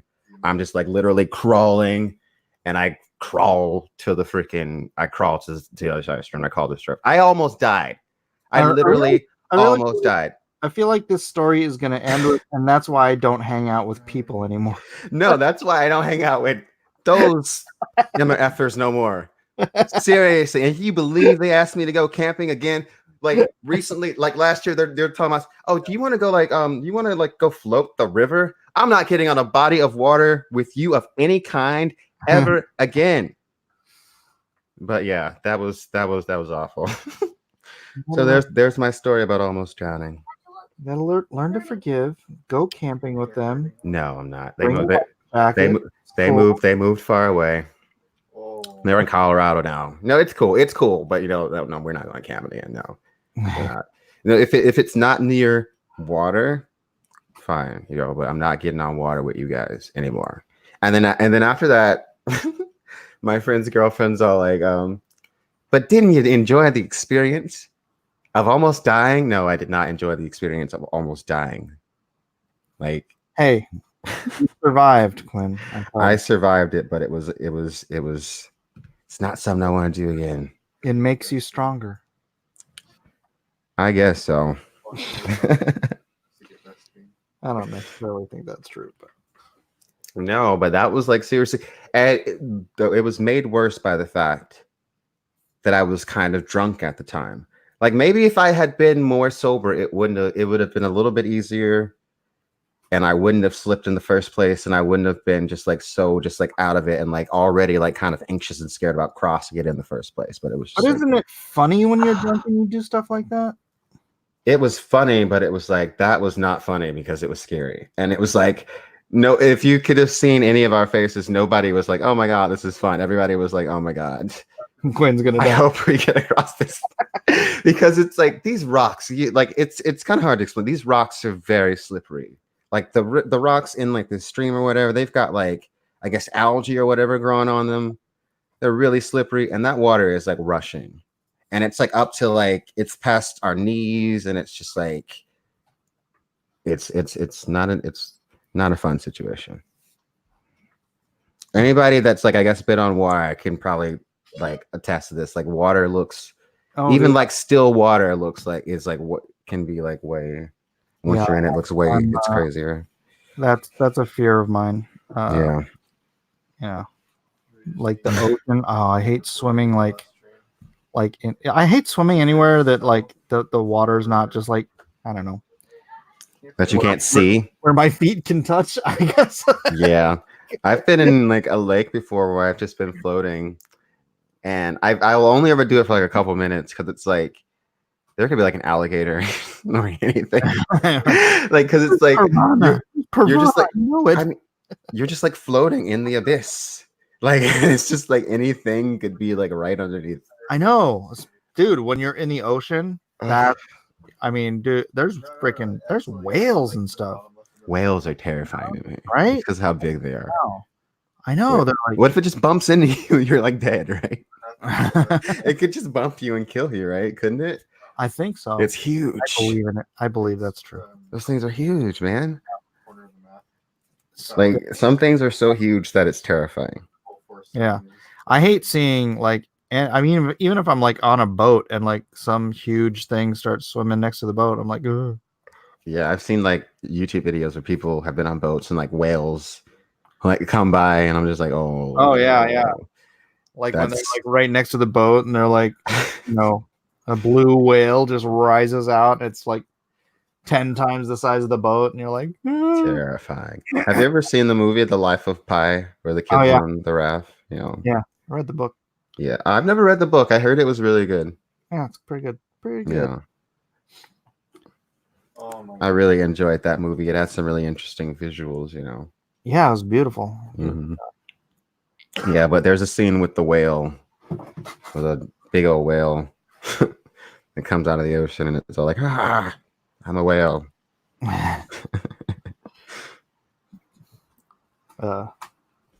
Fish are fringe, not wrong movie. That's from Nemo. Finding Nemo, Yeah. Nemo. I didn't really like Finding Dory. I liked it, but it didn't live up to the hype. I didn't see it, I don't think. I don't know. It was okay, I guess. I used to go see all of those movies. Pixar. Actually, my dad worked on designing the workstations that the first Toy Story movie was done on, back when Pixar was before it was Disney. Whoa, that's crazy. Yeah, he worked at Sun Microsystems, and they designed those workstations. Toy And Story. he had a chance to go see Toy Story, before it came out, because he was one of the, and he's like, I don't go see some stupid kids movie. Yeah. Oh wow. That was my dad. Toy Story. Did they already make Toy Story 4? Did that come out and go away Is already? that the one with the spoon? Oh yeah, that was Toy Story 4. Yeah. Do you remember when Toy Story 3 was coming out and they were like, this is the last Toy Story? I could have sworn they said that. I don't know. Maybe I'm hallucinating that. But I feel like they always say that though. I haven't seen Toy Story 4, but 3 was really good. 3 was really good. I have not seen 4 either. I don't need to see 4. I feel like Toy Story 3 for me was like the last Toy Story of my generation. Because like even in that movie, it's like Andy is like growing up and going to college and giving away his toys. And it's like I was a kid when Andy was a kid, and now Andy's an adult. So I guess it's just like, it's time for me to like stop watching Toy Story. I guess that's just what they're trying to tell us, Yeah. Move on. It's for like the younger ones now. Yeah. Here's a spork. Right? This is what the new generation is into. We're not even gonna try with these designs anymore. For kids who can't afford to buy a Buzz Lightyear, so they can make their own spork at home. Do they sell those in stores? That would be hilarious if it's just they sold the spork. No, it would be really hilarious if it's like literally just a spork, like a plastic spork. No, what if it's a build it yourself kit? And it's like a spork and a pipe cleaner and some googly eyes. Oh my god! Yes, $20. $20. I'd be like, no way. I'll buy I'd be like, kids, we can buy this and we can put it together ourselves. We don't need to get the Disney one. Nixie says Toy Story 5, Sid the Revenge. Oh, that I would see. I'm all for it. Yeah, honestly. Sid's like some friggin' major hoodlum stealing toys for nightmares for his whole life because toys are talking to him. He's in a mental institution. I mean, yeah, he's got to be completely insane. Is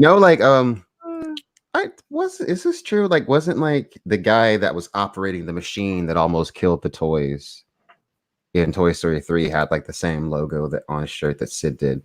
So people were like, "Oh, is that Sid?" I don't remember like if that was ever confirmed or not. Oh, why don't you look it up? I'm busy. I should. It's like there's this Sid, Toy Story 3.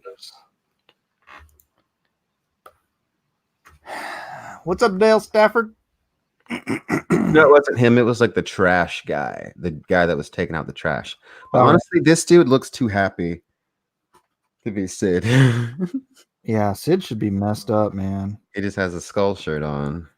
But maybe, I don't know. Perhaps. Sid would be wrecked.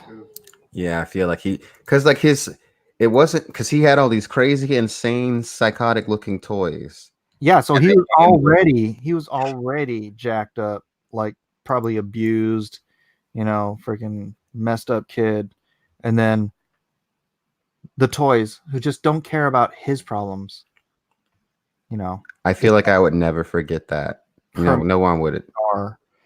Oh no, yeah, he's been in therapy for like 20 years now. Really, the toys talk. Sid, here's a little more medication. Have you seen Shazam? Yeah. I started watching it last night, but I haven't finished it. I only got halfway through because I was just too tired. But I like the villain already. I thought the way they set up the villain in the beginning was really cool because it's like he got rejected by the guy, and then on top of that, his brother and his dad hate him. Yeah, so I was like, oh my god, that's such a good motivation for a villain. So I was digging that. I'll finish it because I'm digging it so far. And I love that guy as an actor too. Yeah, he's really good. He's really good. Yeah. As soon as I saw that scene, like, and all this stuff is happening to this kid, I'm like, is this kid the villain? I was like, this kid has to be the villain. Because I was like, there's too much messed up stuff happening to this kid for him to not like hate life and want revenge. You ever watch Naruto? Yes, I've seen it in bits and pieces. I'm not like super into it like my cousins and stuff though. Oh, okay. No, I was just wondering because that's kind of what they do. Except in they kind of front loaded his story in Shazam. Mm-hmm. But in Naruto, it's always like, so they build up a villain, right? And he's like just the worst, craziest human being, monster, whatever it is, on the face of the planet. And then, he's beating Naruto and beating Sasuke and everybody. And then right before the last episode, the penultimate episode of each story arc, they go back and they tell the villain's story.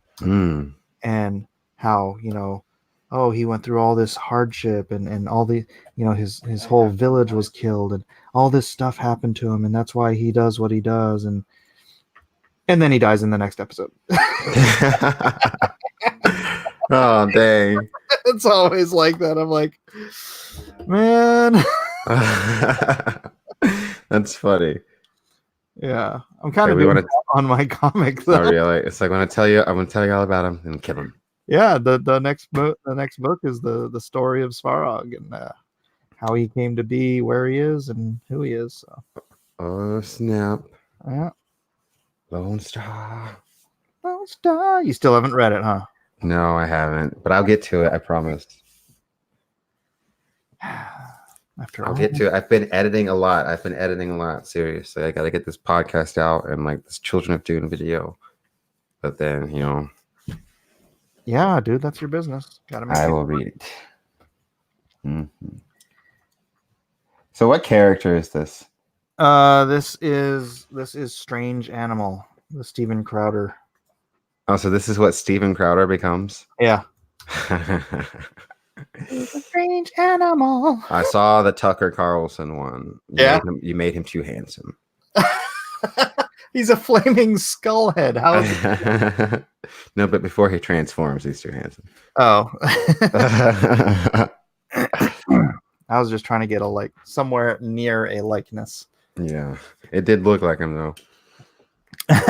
Joseph says, editing, you were watching Shazam. Gotcha. Martin and Toolstein bad about third act characters. Wait, what? I don't know who Toolstein is. Let me look who that is. Tolstein. That sounds maybe like I don't know what Tolstein. I don't know who Tolstein is. Do you mean Martin as in George R. R. Martin? I assume that's an author, Tolstein. Tolkien? You mean Tolkien? That is a butchering of the spelling of Tolkien. Well, it's probably a typo. Tolstein. No, that's not. Oh, it does make sense if it is Tolkien. And you said they're bad about third act characters. You mean just like introducing characters late in the story? Is that what you mean? I'm trying to. George R. R. Martin likes to introduce characters at every point of the story, though. Yeah. There's like constantly characters going in and out because George R. R. Martin's like, it's almost like he writes it as though it's like real events that have happened and in like real and in real life, people die and people come in and out of stories. Yeah. But yeah, yes, Tolkien. Yeah. Not wrong, right? We never hear from Gendry again after he's in the Brotherhood Without Banners, right? We do. We do? That thing? Yes, with No, Brienne. Thing that's above the base. Really? Mm-hmm. And did I just hate those chapters so much I didn't pay enough attention to them? You might, because you remember Brienne uncovers that inn, and it's basically full of children, and there's an older girl there, and then there's also a boy, and one of the boys is Gendry. Oh, really? Yeah. Mm-hmm. Okay. I must have just skimmed. Some Everett Todd said Tolkien is the grandfather of modern fantasy. That is 100% true. 100% true. What does that make Lewis?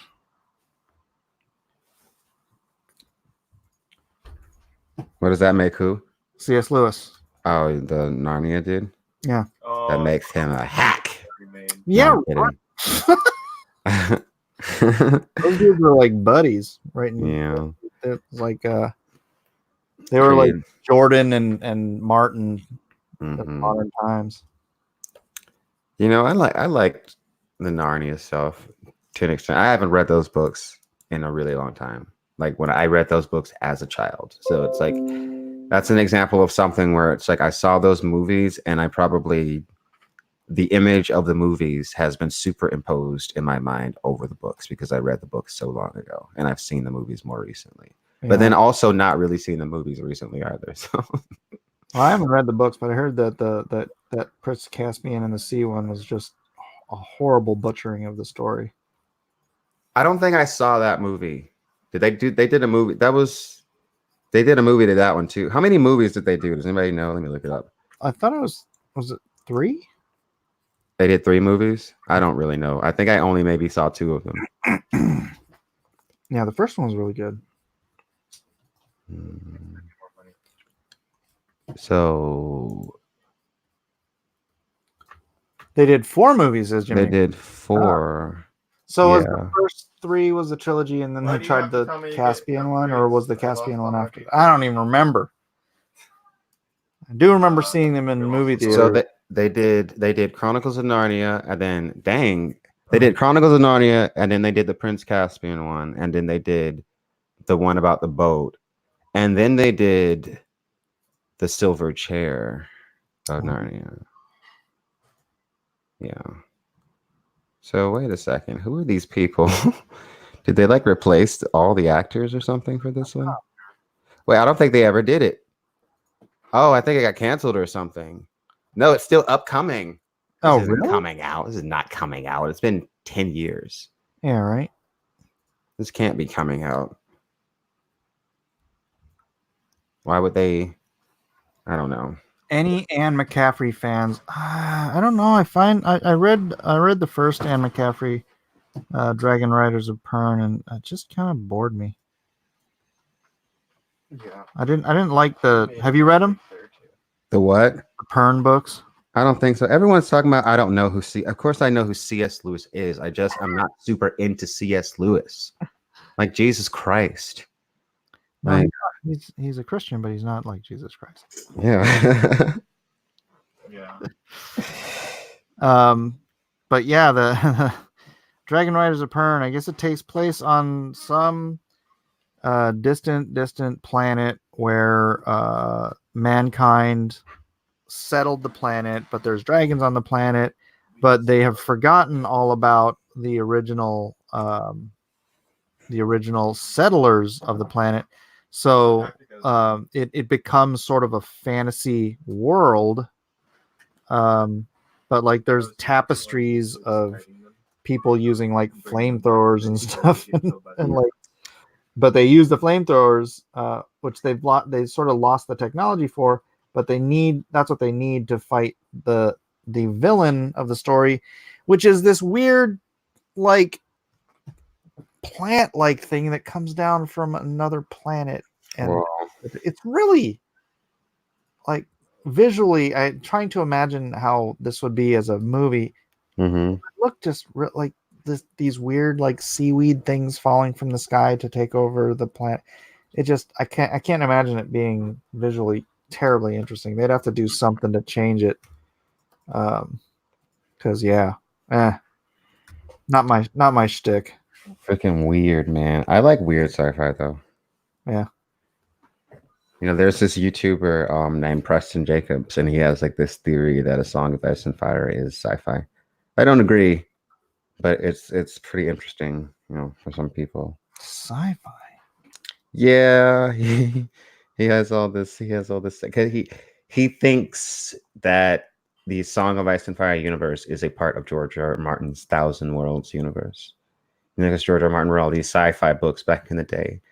But you know, my take on that is like George R. R. Martin really just took ideas that he had utilized in older like books and put them all in a Song of Ice and Fire, because he did consider it like his magnum opus, or just like he wanted to put all of his ideas into a Song of Ice and Fire because it was like this grand big thing that he was doing. So it makes sense that he took like older, maybe like less developed concepts and moved them over to a Song of Ice and Fire and like gave them a fantasy spin. Doesn't mean that it's necessarily sci-fi, because I think some of the evidence that he uses, he talks about there is a world in the Thousand Worlds universe that had like long seasons, something like that. He gives a few other examples, but for me, it never really stuck. Do you, I like Preston Jacobs. do you have GRRM retrospective? No, what's that? It's an anthology book of like all of those old stories of his. It's like I haven't read a lot of them actually. There's a nice big I need to read more of George R. Martin's older stories. I need to. Yeah, he sent me a copy. George, I still don't know Much of it though. Oh, really? I still don't know if my freaking copy, my illustrated copy of A Clash of Kings, is defective or not. Like, I still don't know. Like, I need to like really look that up, because like the freaking art is like scattered randomly through that, and it doesn't make any sense. If I got a defective copy, then I want a real copy. And then you know what I'll do? I'll like sign the defective copy and give it away or something. And then I'll keep the really good one. But I don't know. Colonel Irwin says he loved Windhaven by George. Interesting. Did Night Flyers come out? Yeah, I'm pretty sure it's on Netflix. Netflix been trying to get me to watch it. I'm like, I don't know. It looks kind of crappy. But I don't know. I might give it a try just to see if it's at least like a good story. I don't know. Because it's kind of like a low budget looking type deal. Which I'm not against low budget, so Well, I mean, I still don't want to waste my time on something that's bad. I know what I'm excited about as far as television that comes out in a few days. I don't know if you've seen this, but I really like the new Netflix Sabrina show. No, I haven't seen it. I dig that show a lot. I really like the comic book, the graphic novel, Chilling Adventures of Sabrina, and season 3 of the show's coming out in like a few days, like next week, I think. God, I'm so excited. Quinn, you've got a watch problem. I do. I'm so into it. I'm so into it. That show, I feel like if this show couldn't have come out when I was a kid, because when I was a kid, they were like saying that Harry Potter was the devil and trying to ban Harry Potter. But yeah, yeah. But it's like this show is everything that they thought Harry Potter was. Because it's like they literally like worship the devil in this. So seriously? Yeah. It's like, because like the guy that did the comic, he had this super dark take on Sabrina.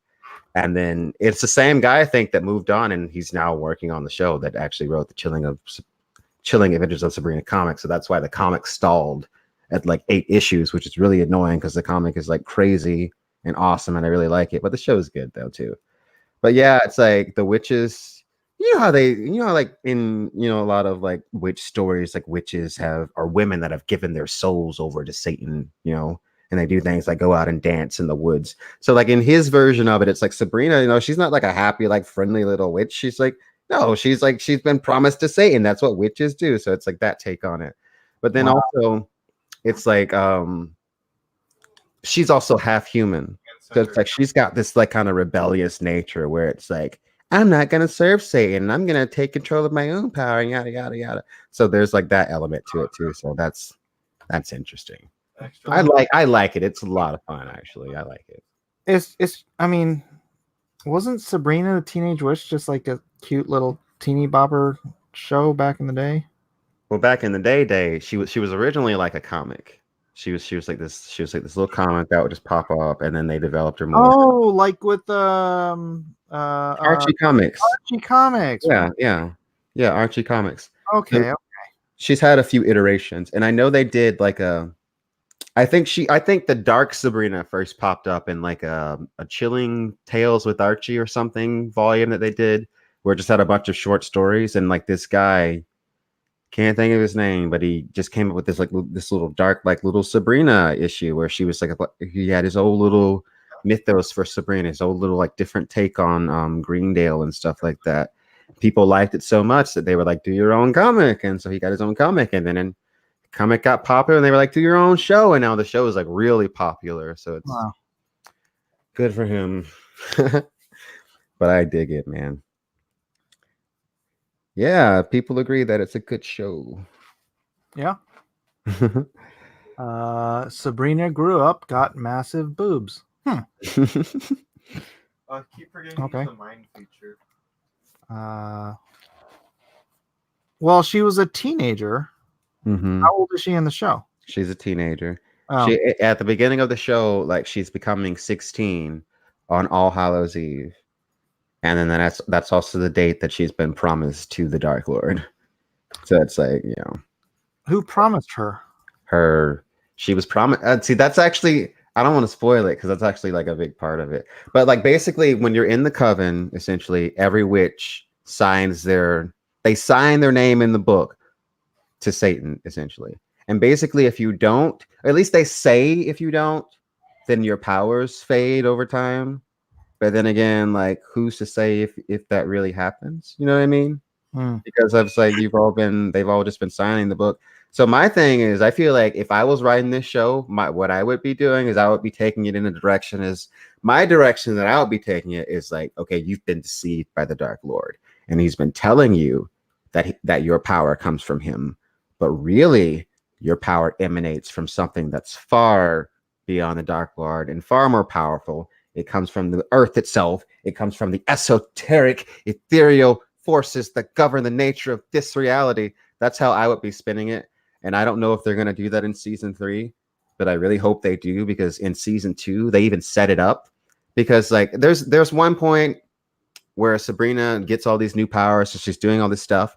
And one of the aunts is all like, Sabrina, like you need to chill. You're doing all this magic and you think it has no cost, but you're playing with like dangerous forces that are like way stronger than the Dark Lord and like way stronger than any of us.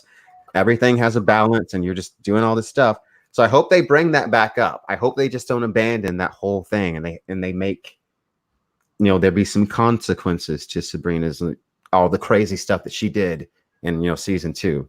Where's her parents? Dead. Oh, okay. So she's yeah. In the comic, it's a little different, but in the show, dead. Sure enough.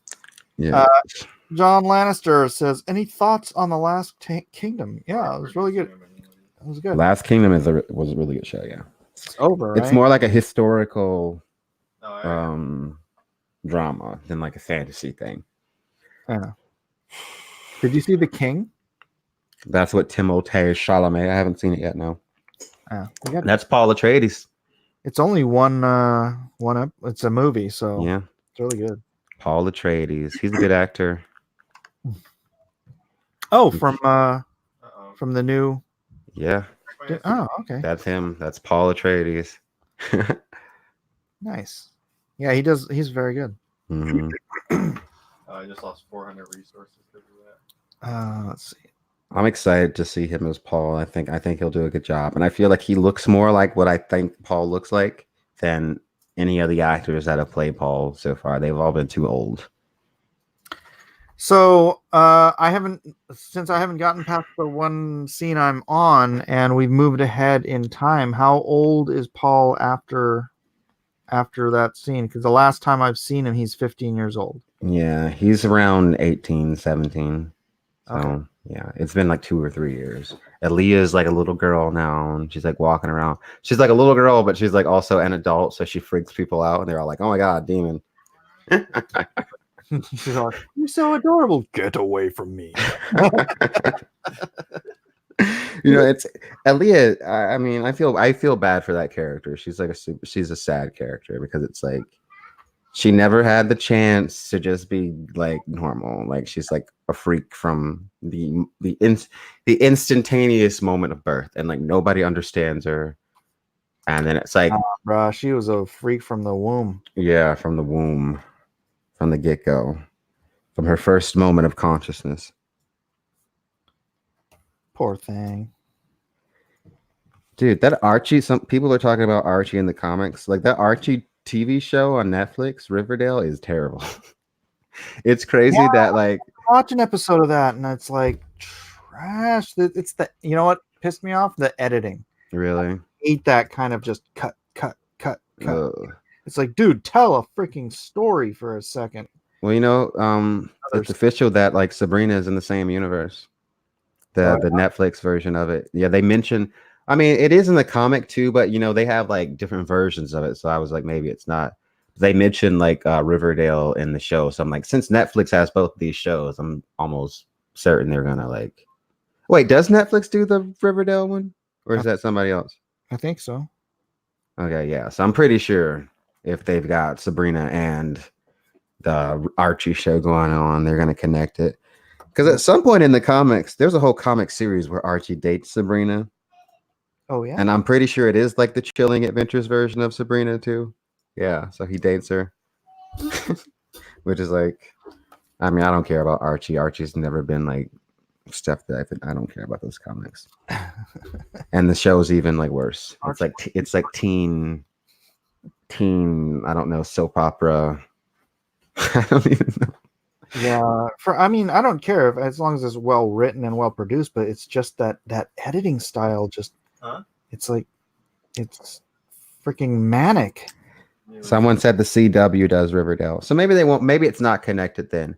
But I feel like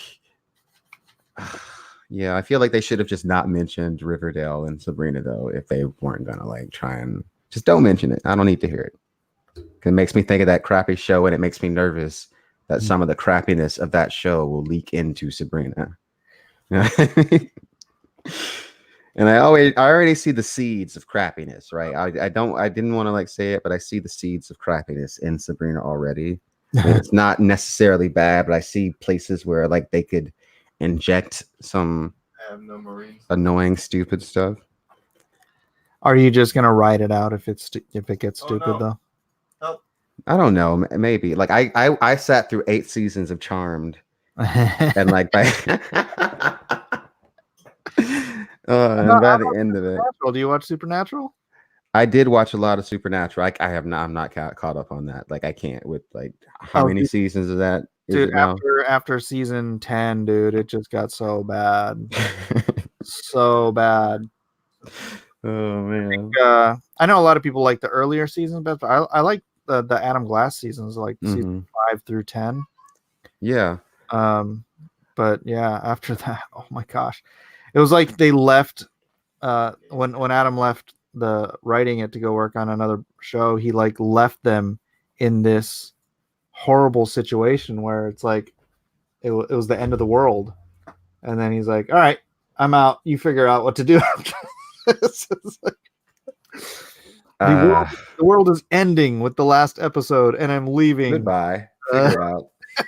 You figure it out. Supernatural has some good plots. It was compelling. And I love the characters, man. They have such great chemistry. Mm-hmm. The brothers. Yeah. Yeah, I watched all that stuff. I mean, I watched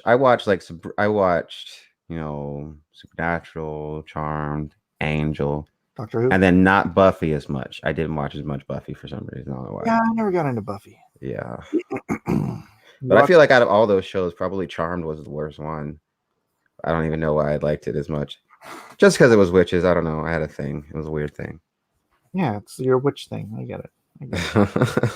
Witch obsession. But I don't even watch Bewitched. Bewitched. Yeah, I watched. I've watched a lot of Bewitched, like the original show. Yeah, and that's a good show. I've seen that Nicole Kidman movie too. Oh yeah, I forgot about that. Yeah, that movie sucks, but I still kind of like it. I mean, it's not actually Bewitched. It's like the do you remember the plot of that movie? Yeah. The plot of the movie is like they're filming a Bewitched show, and they just by random chance hire an actual witch. Yeah. I mean, yeah. So. And building a lot of Diamondback. But yeah, I love the original Bewitched show. That was really fun. Yeah. So they should do a dark, twisted version of that one. Hearing me ask, or you're avoiding the question. What about Doctor Who? What about Doctor Who? Do you watch that, or did you?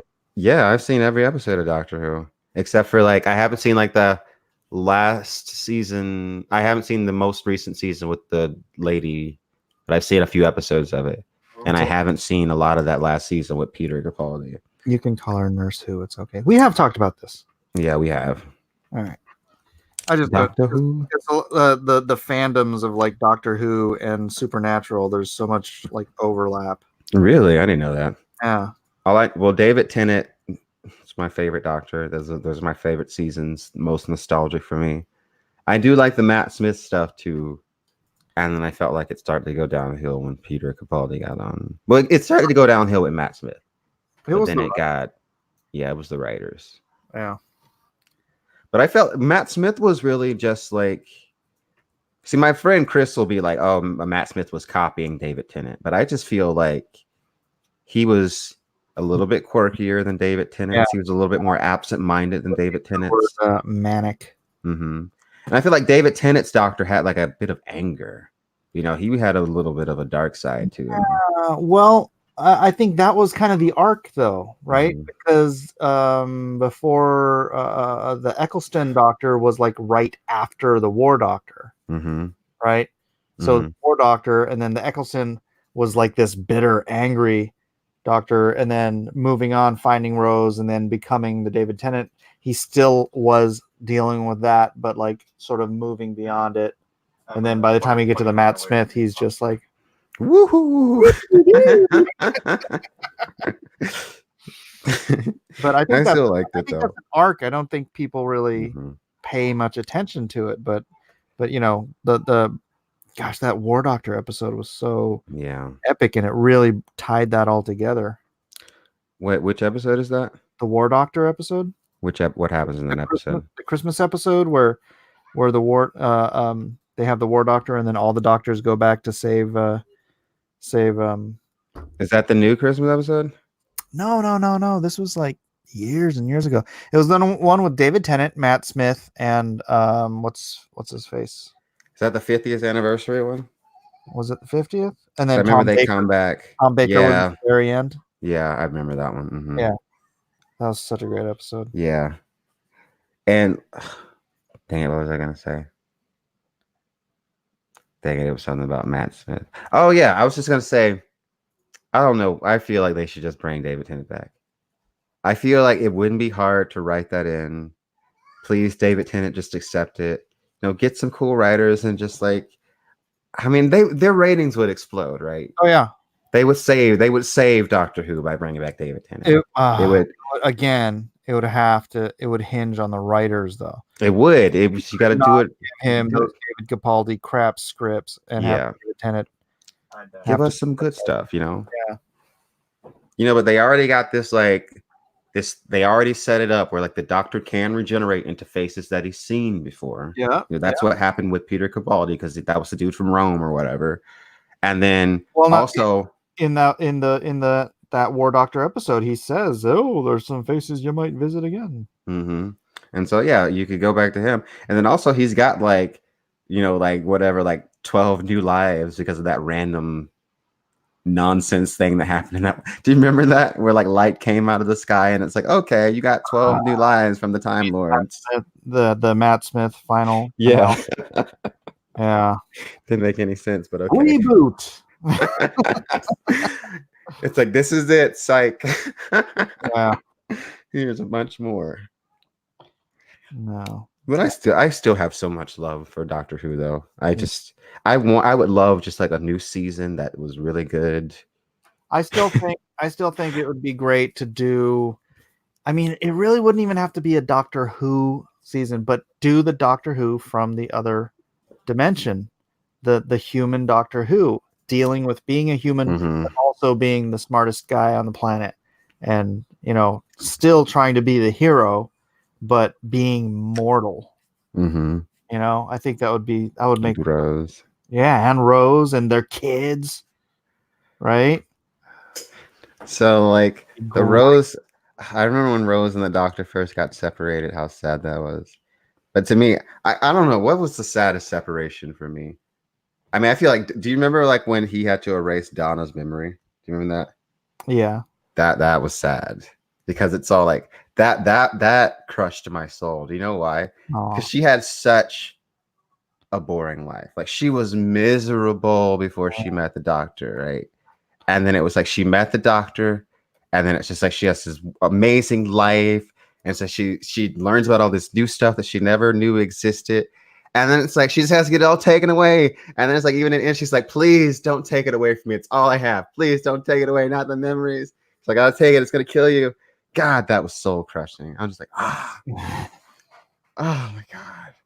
But then they made it better because she does they show she does kind of have a happy ending. And then also David Tennant's regeneration when he's all like, I'm like, who are these these writers want people to get depressed and to commit suicide or something? I don't know.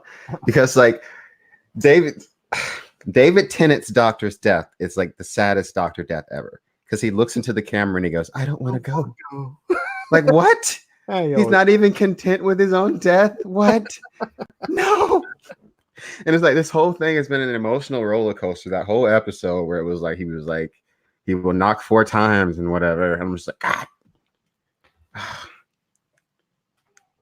it's so sad. Doctor Who has those moments though where it just yeah. Although that was in in the War Doctor episode when he says it again, and then the Matt Smith goes, yeah, he always says that. Yeah. But it's cool because it's not a death really. You get regenerated, I guess. Yeah. I just want it'll never happen, but I want Jenny to come back. Yeah. What the hell, man? You can't just have another doctor out there and then never mention it again. And I know it's because it's his freaking wife. And so probably just why? Why would I bother? Whatever happened to Doctor Who's... What happened? I don't remember what became of this episode. But in one of the David Tennant episodes, the doctor has a daughter. Do you remember that? That's Jenny. That's what I'm talking about. Jenny? Yeah.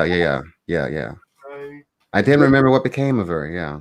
She disappeared. She just... And then they never did anything with her. I'm like... Okay. But that was David Tennant's wife. Oh, that was David Tennant's wife. Yeah. See, that's why I was confused because I was I thought you meant it was the doctor's wife. Wife that was a doctor. But yeah, I remember the daughter because I remember that was a weird episode too. I forget exactly how it goes down. I think it had something to do with. Did it have something to do with his hand? No. The hand was him regenerating. When did they first introduce the lesbian lizard people? That was that Matt Smith? Clara. Clara's. So, yeah, I think that was towards the end of Matt Smith's run. Yeah, wait. Clara was the one that I hated. That was the teacher, right? How did you hate? I liked her. Because she was... There's so much Clara hate out there. Because she thought she was so much cooler than the doctor. And I'm just you need to, chill. I just thought, I felt that was an example of, y'all are just making... Because she was, so many times it was the doctor is stupid and Clara is so smart. But I'm I don't like that. I don't know. There's something about it. She rubbed me the wrong way. Yeah, but I liked Amy. I loved Amy and Rory. I loved Amy and Rory. Amy's the best. Yeah. Clara annoyed me. Of course, I think how they got rid of Amy and Rory was stupid, but... The Weeping Angels. Well, yeah, because, you can't land the TARDIS in New York in this certain time frame. Okay, can you land it in New Jersey and grab a cab? Mm-hmm. I mean, it's not like there's no way to get to New York outside of the TARDIS. Man, look, I would not. There's no way I would go back in time to live with somebody. It's you messed up and looked at the Weeping Angel. I'm sorry.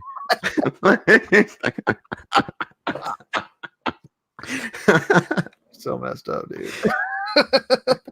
I guess she was in love with him. I mean, but she wanted to leave. I mean, I guess because I remember when they first met, she was about to leave him for the doctor immediately.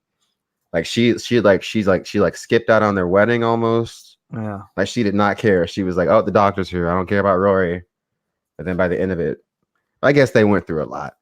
over the course of I love the wedding episode where Yeah. she remembers him. She's like, something old, something new, something borrowed, something blue. I'm like, that. Yeah. wow, that's totally it's perfect. It's the Doctor Who. Did I love how wait, what was Rose's boyfriend name in at the beginning? Rose had a black boyfriend. What was his name? Mike. I don't know. All I know is he ended up getting with Mickey. Mickey, and he ended up getting with Amanda Jones. No, what's her name? It's not Amanda Jones. God, what was her name? Miranda. God. Okay. I'll look her up real quick. What was her name? Martha Jones. Martha Jones. I knew it was something. I love how like they put Mickey with Martha Jones. So let's put the two black people together. Jiminy Cricket says, Mickey, that idiot. He was an idiot. It's true. But like the reason I brought up Mickey was because they almost tried to do that same thing with Rory and Amy that they did with Mickey and Rose and the Doctor. Because like the Rose fell in love with the Doctor and she was like F off, Mickey, piss off, basically. And like Amy was doing that to Rory at first, basically. I agree, Jiminy Cricket. Mickey did not deserve Martha Jones. That woman saved the world. Like, what has Mickey done to deserve Martha Jones? Like, I felt like, what?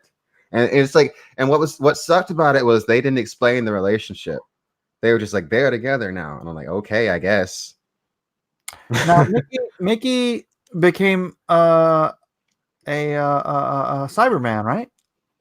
Did he? What did Mickey do? I don't know. I don't remember what happened to Mickey. Isn't that how Mickey died? He became a Cyberman? Mickey didn't die. I didn't care much for Mickey. Mickey didn't die. Who was Rory? One of the boyfriends became a Cyberman. I don't know. Who became a Cyberman? It was Mickey. Mickey didn't die. Mickey, because he ends up with Martha Jones in the end. I remember that, and that's like the last episode where like David Tennant is going back and like looking at all the people that he knew because they're getting ready to never see these people again because they're all getting fired because they're like shifting to like a new reboot with the Matt Smith. Oh, that was Clara's boyfriend. Who was Clara's boyfriend? I don't even remember that. Yeah, someone said it was Clara's boyfriend. Yeah, I don't even remember who he was. Clara's boyfriend became a Cyberman. How long is it? I love how epic the Cyberman got, though. The Cyberman did get like super awesome. Yeah. Do you remember when they tried to do the colorful Daleks and then they abandoned it? They tried it for like once and then it was like, nope, let's go back to the regular ones. Like the gold ones and stuff. Trying to move down. Like in one episode, they're like, we've upgraded. We have a new Daleks. And I guess everyone hated it because they also like slightly altered the voice, I think. And it was just like, no, this isn't working. Rainbow Daleks. We like bling now. I'll look at the Rainbow Daleks real quick. Ground control to Major Tom. Oh, I wasted so much time doing that. Man, you're making me want to watch Doctor Who again. There's never a bad time to watch Doctor Who. Dude, there's so much other stuff I need to watch. I do not have time to go rewatch Doctor. Although my daughter would love it if we just sat down and started watching. That was like the one of the few shows that we would like set time, right? It's like Doctor Who. We're gonna sit down. We're gonna watch Doctor Who. Everybody else can piss off, and Yeah. And then it just got so bad. Those last couple episodes were like, man. It's the same thing with Supernatural. We used to watch Supernatural together, and then that got bad. And it's like, man, can't anything just stay good? Nope. Supernatural. It's true though. Nothing can stay good. They've always got to ruin everything. Right? Jeez. How the heck do I Garrison? Danny Pink became a Cyberman. He was the other teacher, right? Or principal or something? Teacher, principal? Did you watch Battlestar Galactica 2, says Dennis Pruch? Heck yeah. I watched Battlestar Galactica when I was a kid. Oh, yeah. I forgot this dude existed. Danny Pink? Yeah, I remember this. Yeah. I forgot he existed like completely. Because I think I blocked out a lot of that Clara stuff. I don't like that. Why you gotta hate Clara? You're Clara just saying she was a Mary Sue, right? basically, and also she's just annoying. Like Clara was annoying to I thought me. she was quirky and funny. Clara was very annoying. I was just like, All right, can we get a love for Clara or hate Clara in the chat? freaking Clara. And I love that episode. I know it was getting towards that bad writing, but when you know the diner episode when he was abandoning Clara, Mm, right? I don't yeah. know. I like that episode because it was like there was a twist at the end where you thought that I learned my lesson. he'd erased her memory, Mm-hmm. but he'd actually erased his own memory about her Oh wow. to save her. I forget what happens with Clara. It's crazy that no, it's seriously. I remember like the seasons before that way more than that one, and I've seen that one more recently, and it's bizarre. I'm looking at Reddit posts about people that hate Clara. Who is Clara? Who else hates Clara? And it's got 517 upvotes, 461 comments. Man, I'm like alone in my love for Oh man, I love her big round face and her she's cute. I'll give her that. She looks like a little mouse. yeah tiny little nose and big brown eyes. Karen Gillan was so awesome. She almost made me forget Sarah Jane Watson.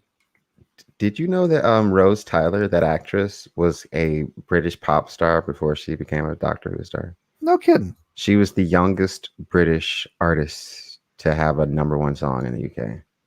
Wow. Yeah, She's she was like a Tiffany. she was like a Britney Spears like prototype almost. Like seriously, Yeah. like go look at the way she sounded and danced. She's like a Britney Spears prototype. It's like Britney Spears like saw her and like ripped it all off, and they were like, let's just make that, but for the United States. I don't want to. And then I guess she saw it and she was like, dang it, I guess I'll do Doctor Who. She's like, I was almost the British Britney Spears. Oh, Well, no, the Britney Spears was the American her. Yeah, basically.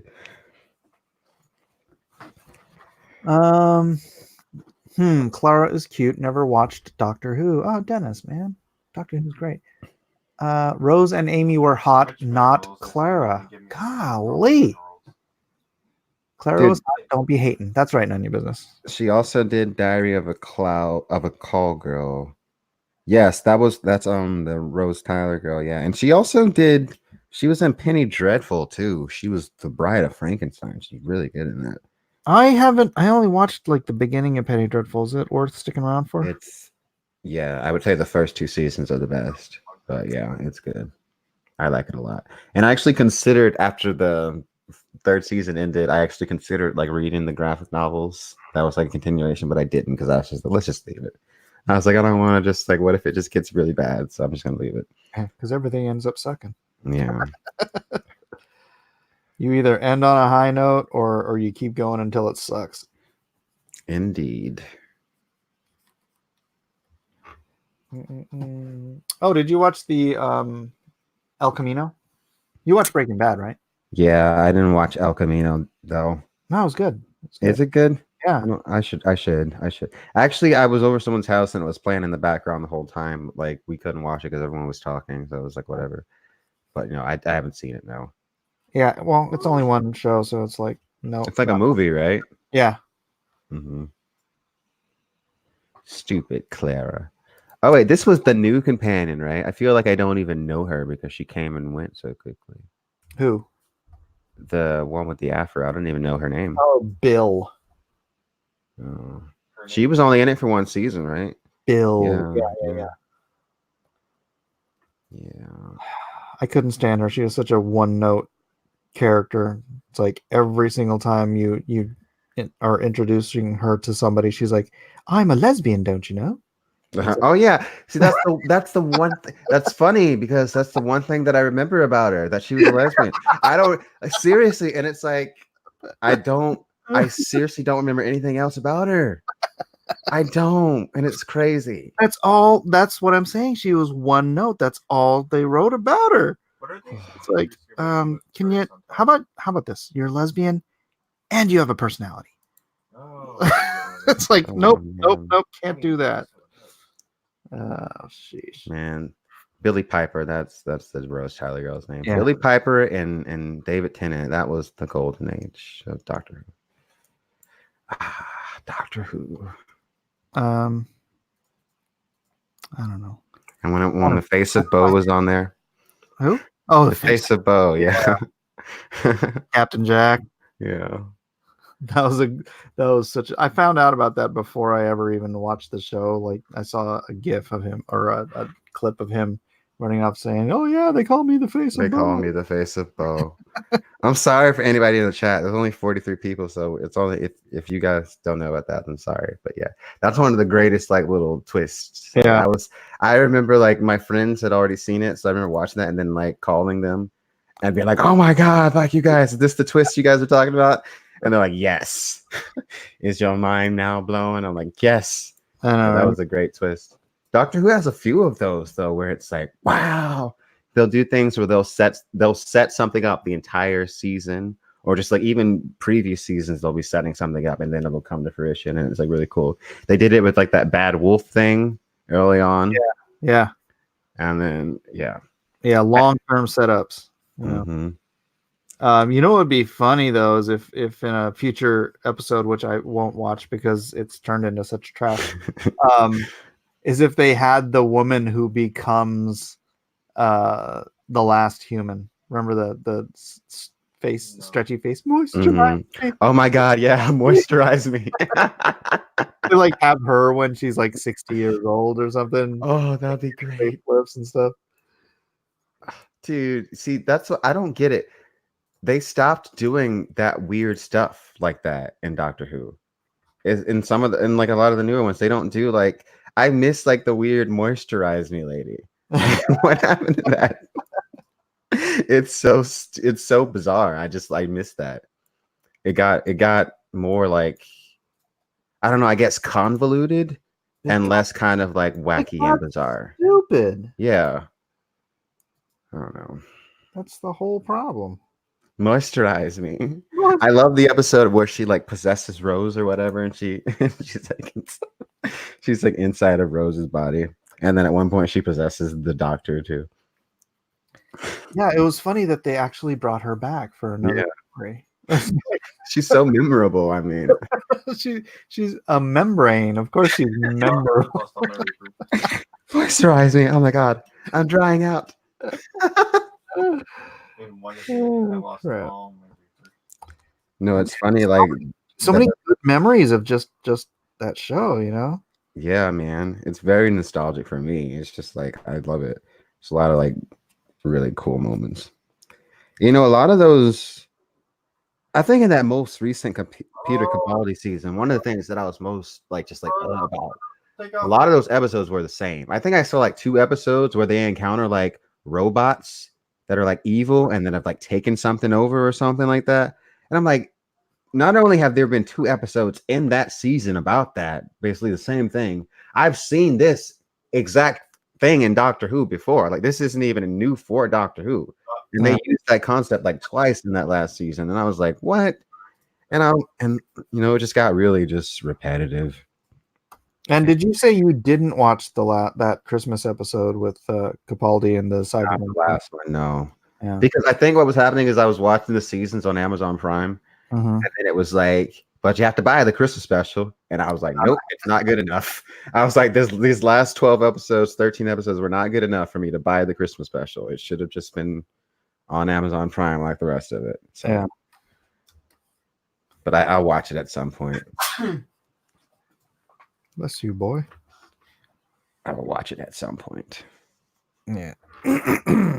Oh, is this Tucker Carlson Ghost Rider? Yeah. He's called Deadhead. Deadhead. He's looking bony. Yeah. Tucker Carlson. I love the face that he makes when like whenever someone is like saying something he disagrees with. He just like looks really confused. He's just The stare of incredulity. That's his power. He's like, I have no idea what you're saying. I love it, dude. I remember this one episode. He had this dude on who was a total fraud, right? Like the guy, and Tucker like did all his research on him and knew he was a total fraud, but he had been getting away with like getting on MSNBC and on CNN about like I can't remember what it was.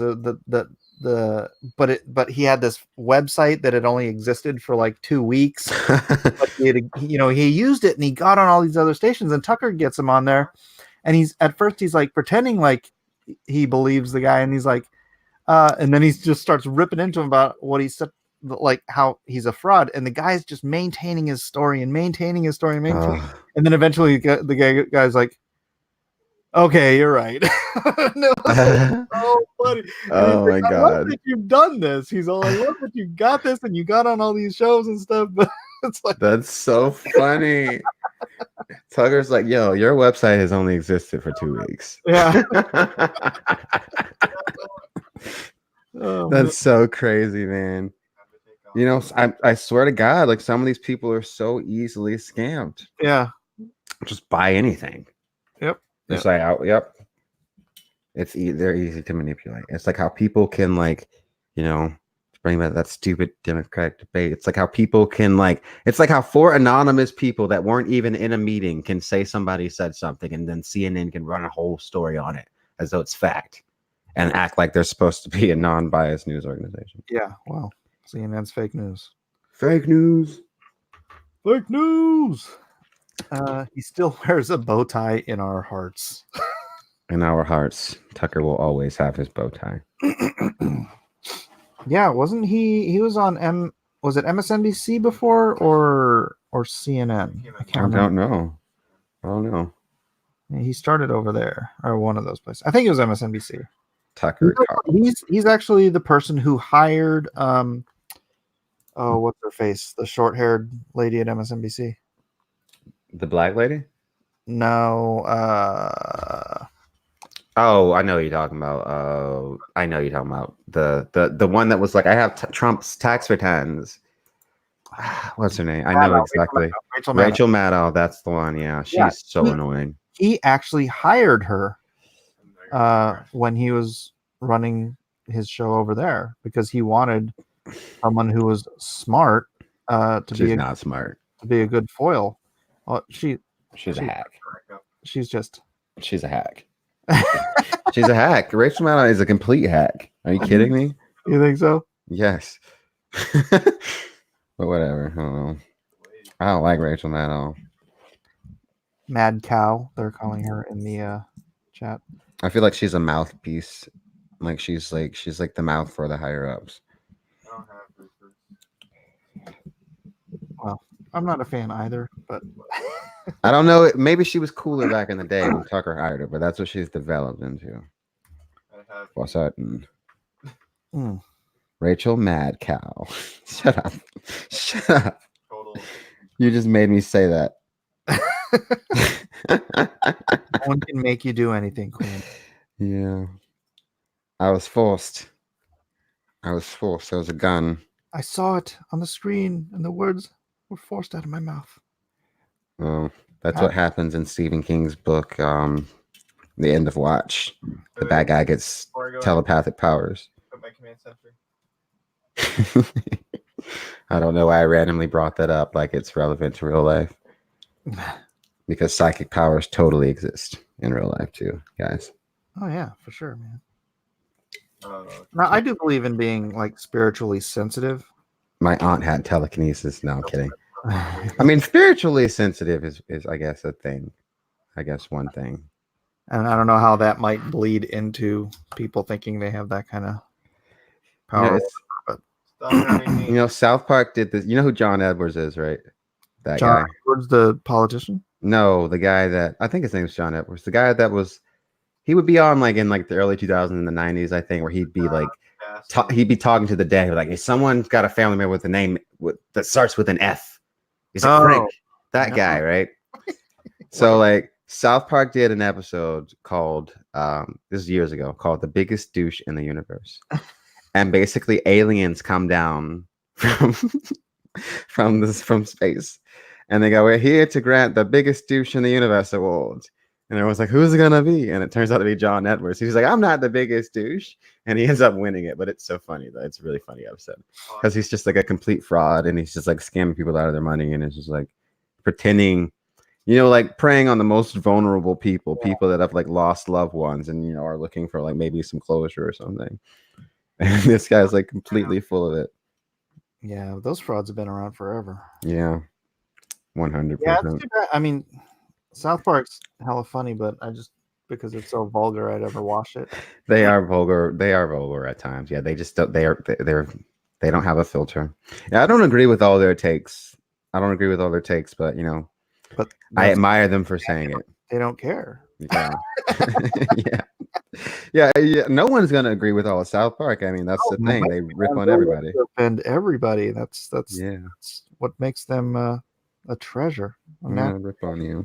A national treasure that I don't watch. But in the newest episode, the Christmas episode, Jesus and Santa Save Christmas. Oh, really? Yeah. Are you worried?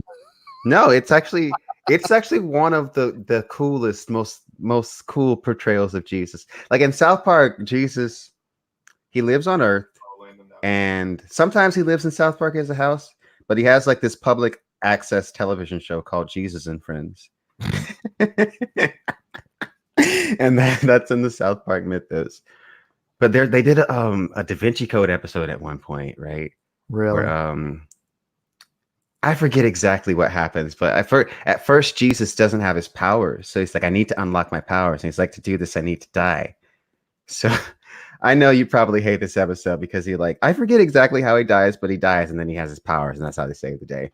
But yeah, I know. They like to play around with their whole deal. They are equal opportunity offenders, so. They did an episode called Go God Go where it was like Richard, Richard Dawkins is, right? Yeah. So basically it's like Richard Dawkins, his ideology, like I guess like infiltrated the whole world. It's like everyone buys into the Richard Dawkins ideology. Everyone's atheist. So it skips to like the future, right? And so basically they're playing off, I guess Richard Dawkins at one point said this thing where he was like, if there was no religion, there'd be no war. So they go to the future and all the atheists are like fighting over the name of the atheist group. They're like killing each other. They're like, I think it should be named this. And I think it should be named that. And they're like literally murdering each other over it. So like that part in Life of Brian. Yeah. I thought we were the people's liberation front. It's basically that. Judea! The Judean People's Front. All right. Ray Thulu says People's Front of Judea. He's over there. Tosser. Oh my goodness. Ray Thulu says Woodland Critter Christmas is the best Xmas episode. That's a famous South Park episode that watch at your own risk. That's all I gotta say. Watch Woodland Critter Christmas at your own risk, people. I've seen part of the Mormon one.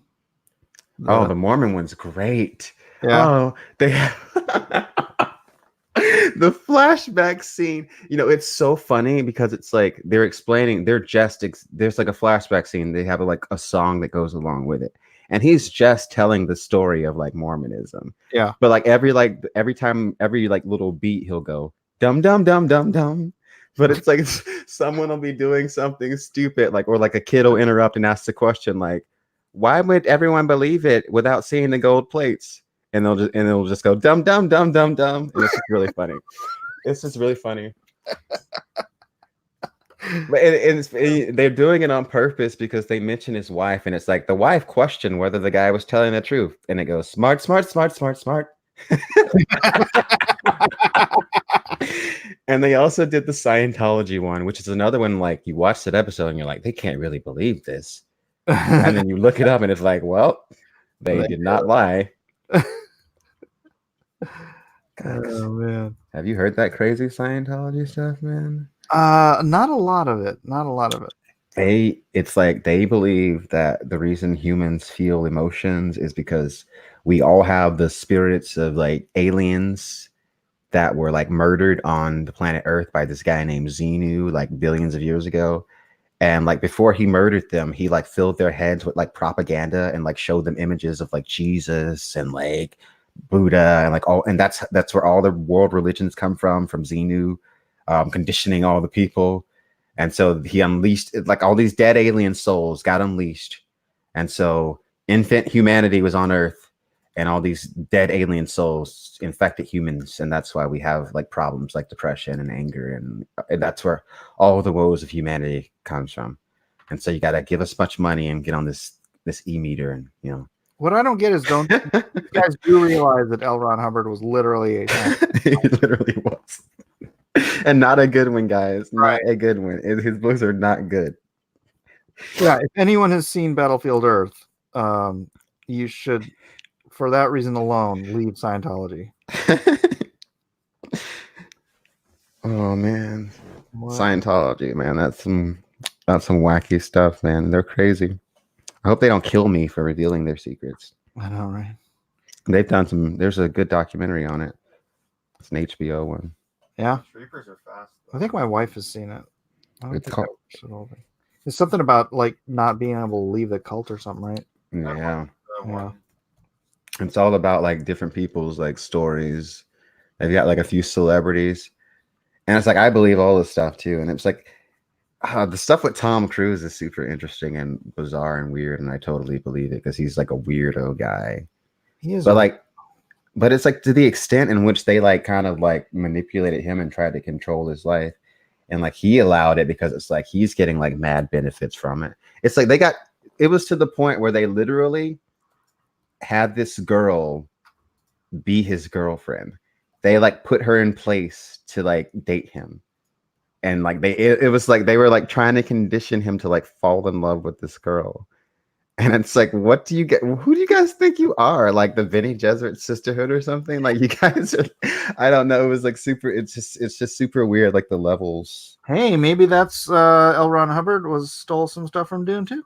Maybe, I don't know, but they're trying to implement it in real life. And it's, I guess, not going too well. You know, I bet they're in trouble financially. Because like they cannot be still raking in the money like they were before the internet. And you know what I mean? Because like people know how crazy it is now. Like I mean, I feel like back in the day there was like a lot of like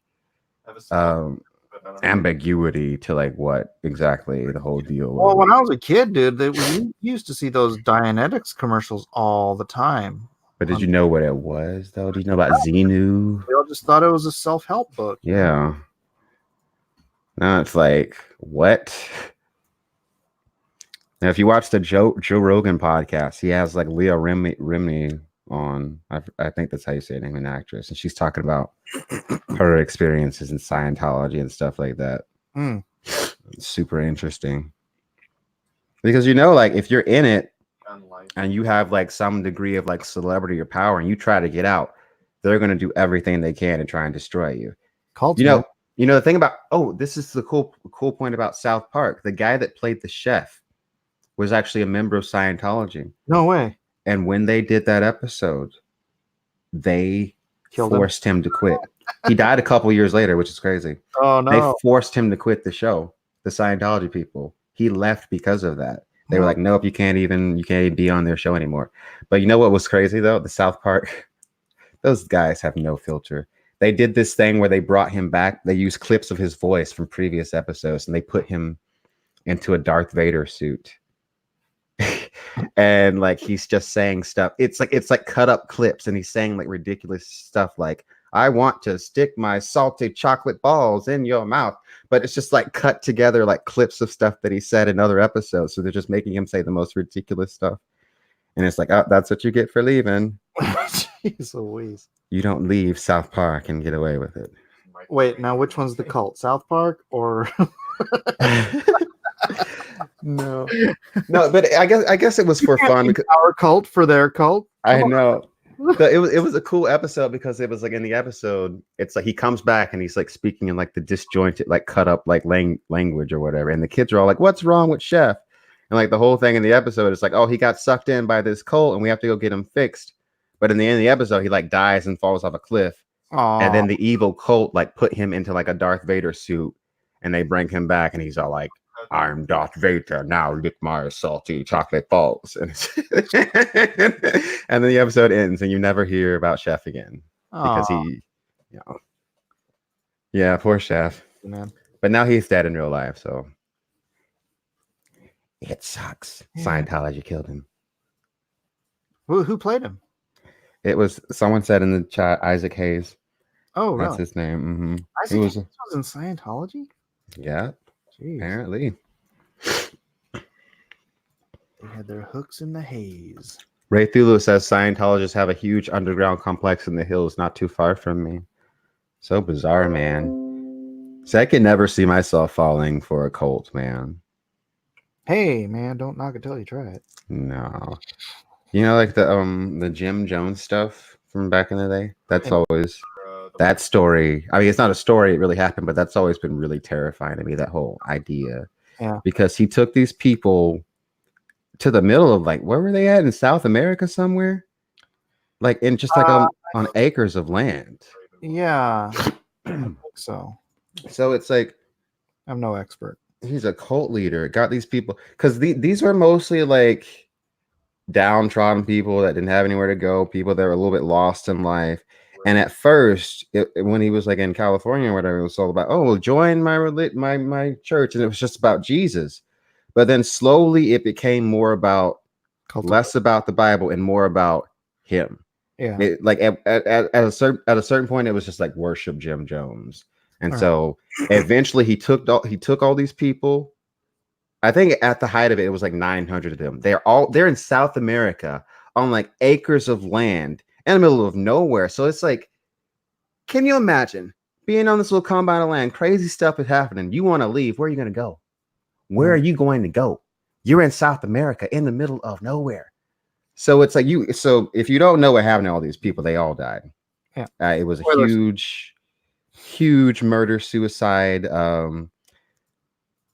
Basically what had happened was a lot of the people's families were like looking for them. Like a lot of the people, it was like, where's my mom? Where's my aunt? There's like missing. We haven't heard from them. And so this congressman and some other people came down to Jim Jones. They came down to where they were in South America just to like check things out. And they saw, and apparently while they were there, a guy slipped them a note and he was like, get me the F out of here. I want to leave. There's other people that want to leave. And so the congressman was basically like, okay, like anybody that wants to leave, we are leaving on a plane in the morning. And I think about like, I don't know, like 12, 15 people like said they wanted to leave, right? When they were leaving the next day, Jim Jones sends a team of men to where that plane is taking off. They massacre those people. Oh my gosh. They've got automatic weapons. They shoot them up. Then Jim Jones later that night, he's giving his sermon. He's all like, they're coming for us. He's like, they're going to come for your children. We gotta act now. We gotta act now.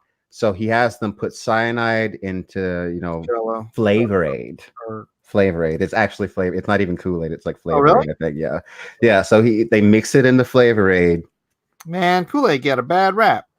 But it's like, what was crazy? I'm a morbid freak, so I've listened to the tape. It's a tape, right? It's so sad because there's a lady in the beginning that's arguing like, maybe we shouldn't do this. Like, what about the kids? We really shouldn't do this. And it's so bizarre because you've got people in the crowd arguing for their own deaths. Like, yeah, this is the only way. We got to do what Jim Jones says. This is the only way. And, Type them into the corner. And it's really, I don't really recommend anybody listening to that tape unless you really have the heart to listen to it, because you hear these people basically die. And, Jim Jones is such a coward that he sees what cyanide is doing to the people and to the children and to everybody, because cyanide is not an easy death by any stretch of the imagination. I mean, it's very painful. At least the type they were using was very painful, and he's seeing it. And so rather than drink the Kool-Aid, you know what this coward does? He has somebody shoot him. He doesn't even shoot himself. He has somebody else shoot him. That's how big of a coward he was. He couldn't even go out like the rest of them after forcing them to do it. But, you know, it wasn't even, people think of it as like this big mass suicide. But it's a murder suicide because there were people there that did not want to drink. And you know what happened? They put it in syringes and forced it down their throats. Oh my They God. killed people. And a lot of those, and a lot of them were children. You know, one of the only survivors of that, this is so crazy. One of the only survivors of that was like an 80-year-old woman who knew something was going down and she hid under her bed. And she came out the next morning just death. Massacre. Wow. Is this You place? know, that's it's a crazy story, man. That is. It's a crazy, morbid story. But that's one thing that I've never like. I would. That is though. That's What? Power of charisma in the wrong hands. Yeah. Absolutely, man. Because that dude was crazy.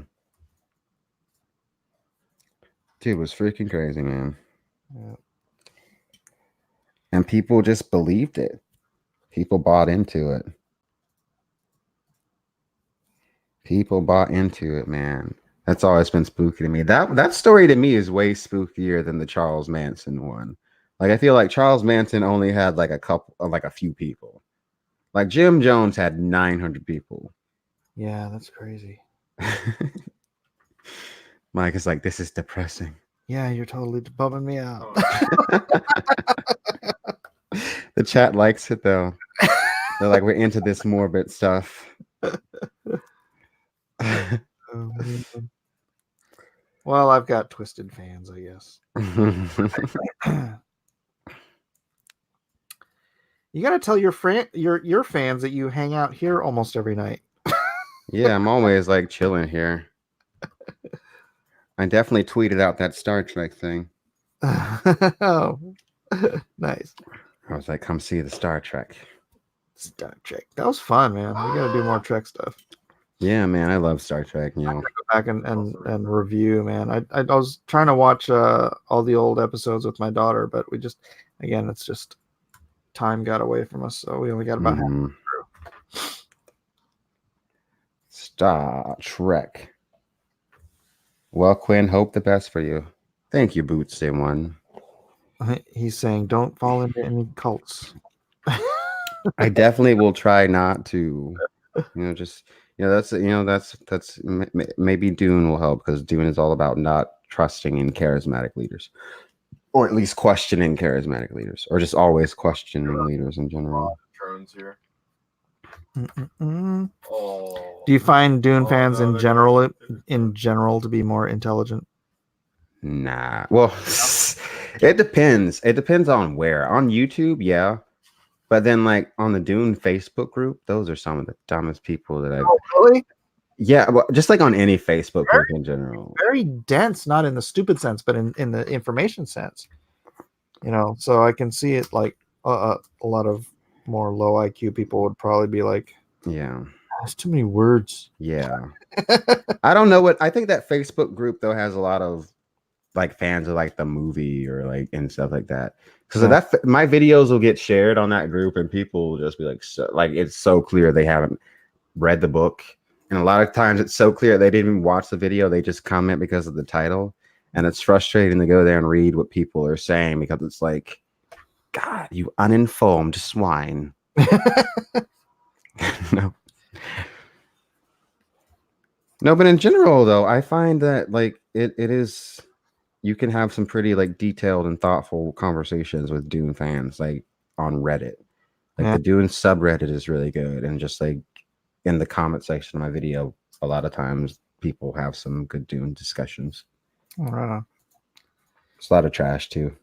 It's Reddit. Everyone's still talking about Jonestown in the comments. Well, look what you've started, dude. Yes. Discuss suicide cults. This is now the suicide cult channel. No, it's not. I'm just kidding. This is the happy rainbows and butterflies. That's right. Hope and wonder. Butterflies. Oh, hey, a hummingbird. Look.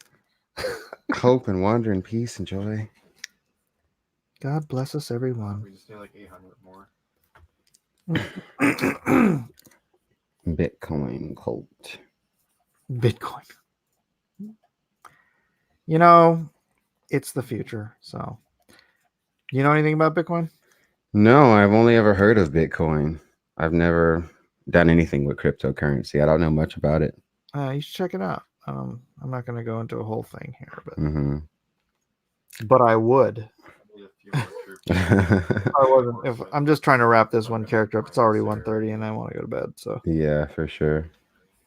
but next time maybe we'll do a segment on Bitcoin. Bitcoin. Not like I didn't just do one today. Yeah, Jiminy Cricket. Quinn smiles at the horror he's wrought on Mike's channel. Indeed. I think it'd be good to do. Indeed. You know, I mean, murder like freaks me out, and also is like I'm also really like curious about it because it's bizarre to me. You know, I don't know. I think a lot of people feel like that. That's why like murder shows are like super popular and stuff. Oh, yeah. Because just like the idea of someone killing somebody else is just like, whoa, like what's wrong with you, dude? You know what I mean? Because I Yep. feel like in general, I'm just like so chill that I feel like I would never, I don't know, like want or even like think about doing that. So it's like curious to me, like why? Yeah.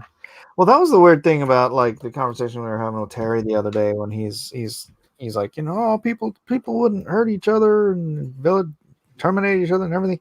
It's like, dude, if you go back into history, it's like, man, when there was less value on human life because, you know, We just be killing each other like it's nothing. we're killing each other all the time Yeah, for freaking, you know, giggles. Game of Thrones, dude. Like, I mean, That's just all based on history. It's yeah. George didn't just make that stuff up.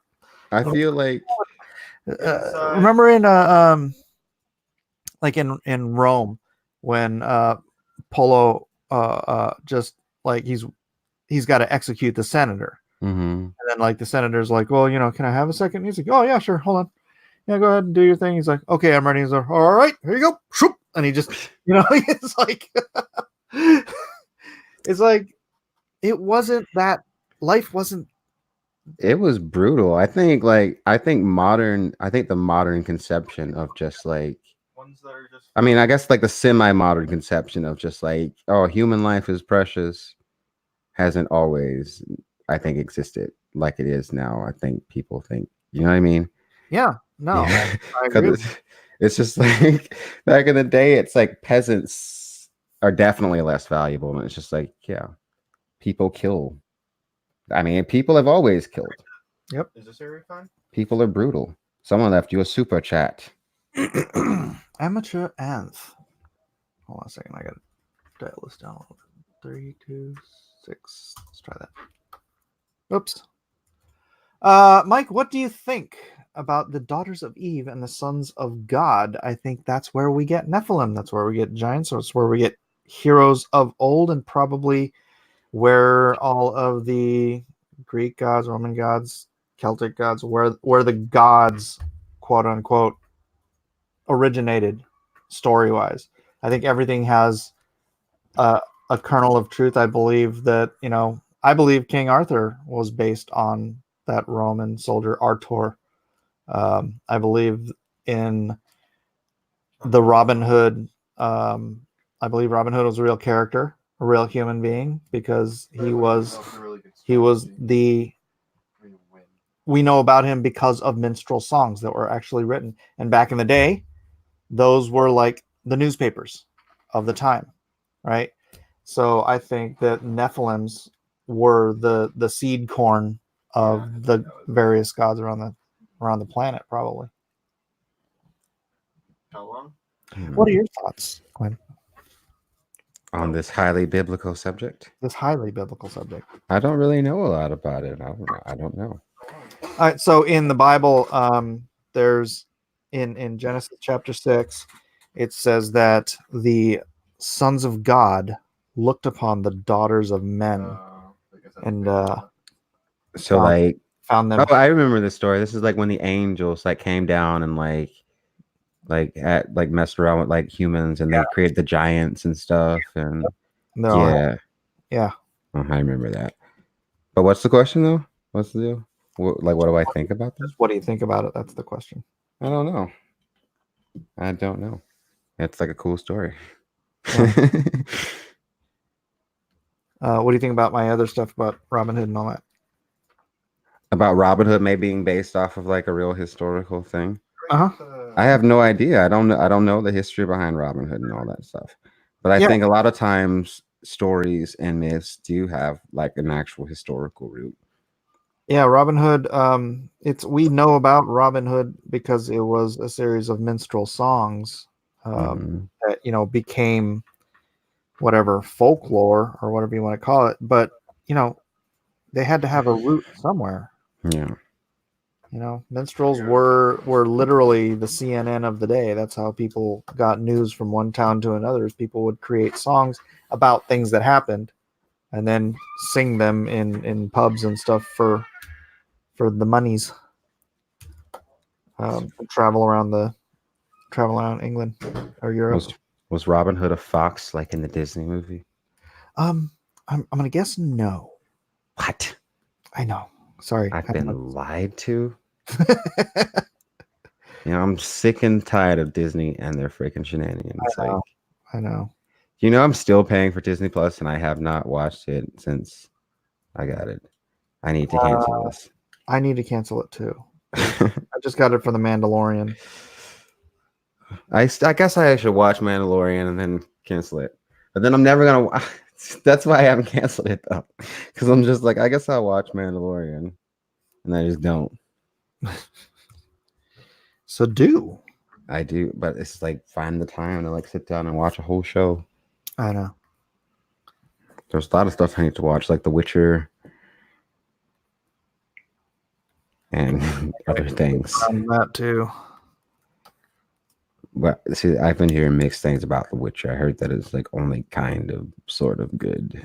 Yeah, the first episode is just. I mean, it's people are like, "Oh yeah, you've been looking for Game of Thrones." It is not anywhere near Game of Thrones quality. And I've seen a lot of people getting really upset at other people for saying that it's not that good, which makes me think that it really is not that good. Like you're gonna get really mad and be like, "Yeah, if you don't like it, then you're just hating." I mean, defend the show. Don't just accuse people of hating for saying that it's not good. All right. I don't know. Maybe it's not as great as you think it is. That's the problem. No, but it's funny because I've heard, I have also heard from people whose opinions I generally trust that they really like it. But so I think I'll give it a couple more episodes chance. Bootsy says, hey, give it a shot. But yeah, the first episode, it was like, especially the first half of the first episode, I was just.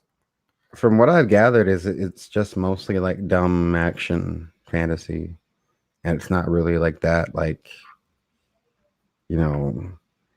just it's not really that. I've heard that it's just mediocre, basically. I don't know. Yeah, mediocre, and I buy it. Well, why don't we both give it 3 episodes, and then we'll review. Oh yeah, okay. I'll watch 3 episodes, and then we can review the first 3 episodes for sure. Cool. All right. I should probably get going. I'll let you finish your drawing. Screw it. I'm gonna wrap it up. I'm tired. Yeah, I'm tired too. This is not a productive day for me. I'll get some Z's. All right, my brother. I will see you probably tomorrow. Yep, most likely. I'll be hanging around. All right, man. Where can people get a hold of you? Quinn's Ideas, Quinn of Mirath on Twitter, Ideas of Ice and Fire on Facebook. Look me up. You can find just Ideas of Ice and Fire. I'll come up. You know me. What is showing on the channel right now? What the heck? Your channel? On my channel? No, my channel. Oh. Oh, okay. For whatever reason, my StreamYard is just showing a big blank thing. Is it? Anth for $5 says, I agree there were giants. I also believe The fallen angels were mating with animals too, creating things that were not right. Ugh. Actually, that could be really cool. Like a chimera. Yeah, right. Mm. That's George it. R. Martin talks about that in with the Valyrian, what the people of the Song of Ice Fire people would hate me right now. I can't think of the name, but there's a place off the coast of Valyria where they did experiments, and they said they experimented with mixing people and animals and creating all forms of unnatural chimeras. Yeah, that's funny. I'd never even thought about that. That's a cool. That's a fun thing to play with in fiction, at least. Mhm. So, anyways, Quinn's Tadia graphic novel link is in the description, so you guys can check that out. 1,500 on the mailing list so far. Oh yeah, we're gonna get that up to $5,000 and take over the world. Indeed. All right, everybody. Thank you for being here. Have a great night, Quinn. Peace out. Peace.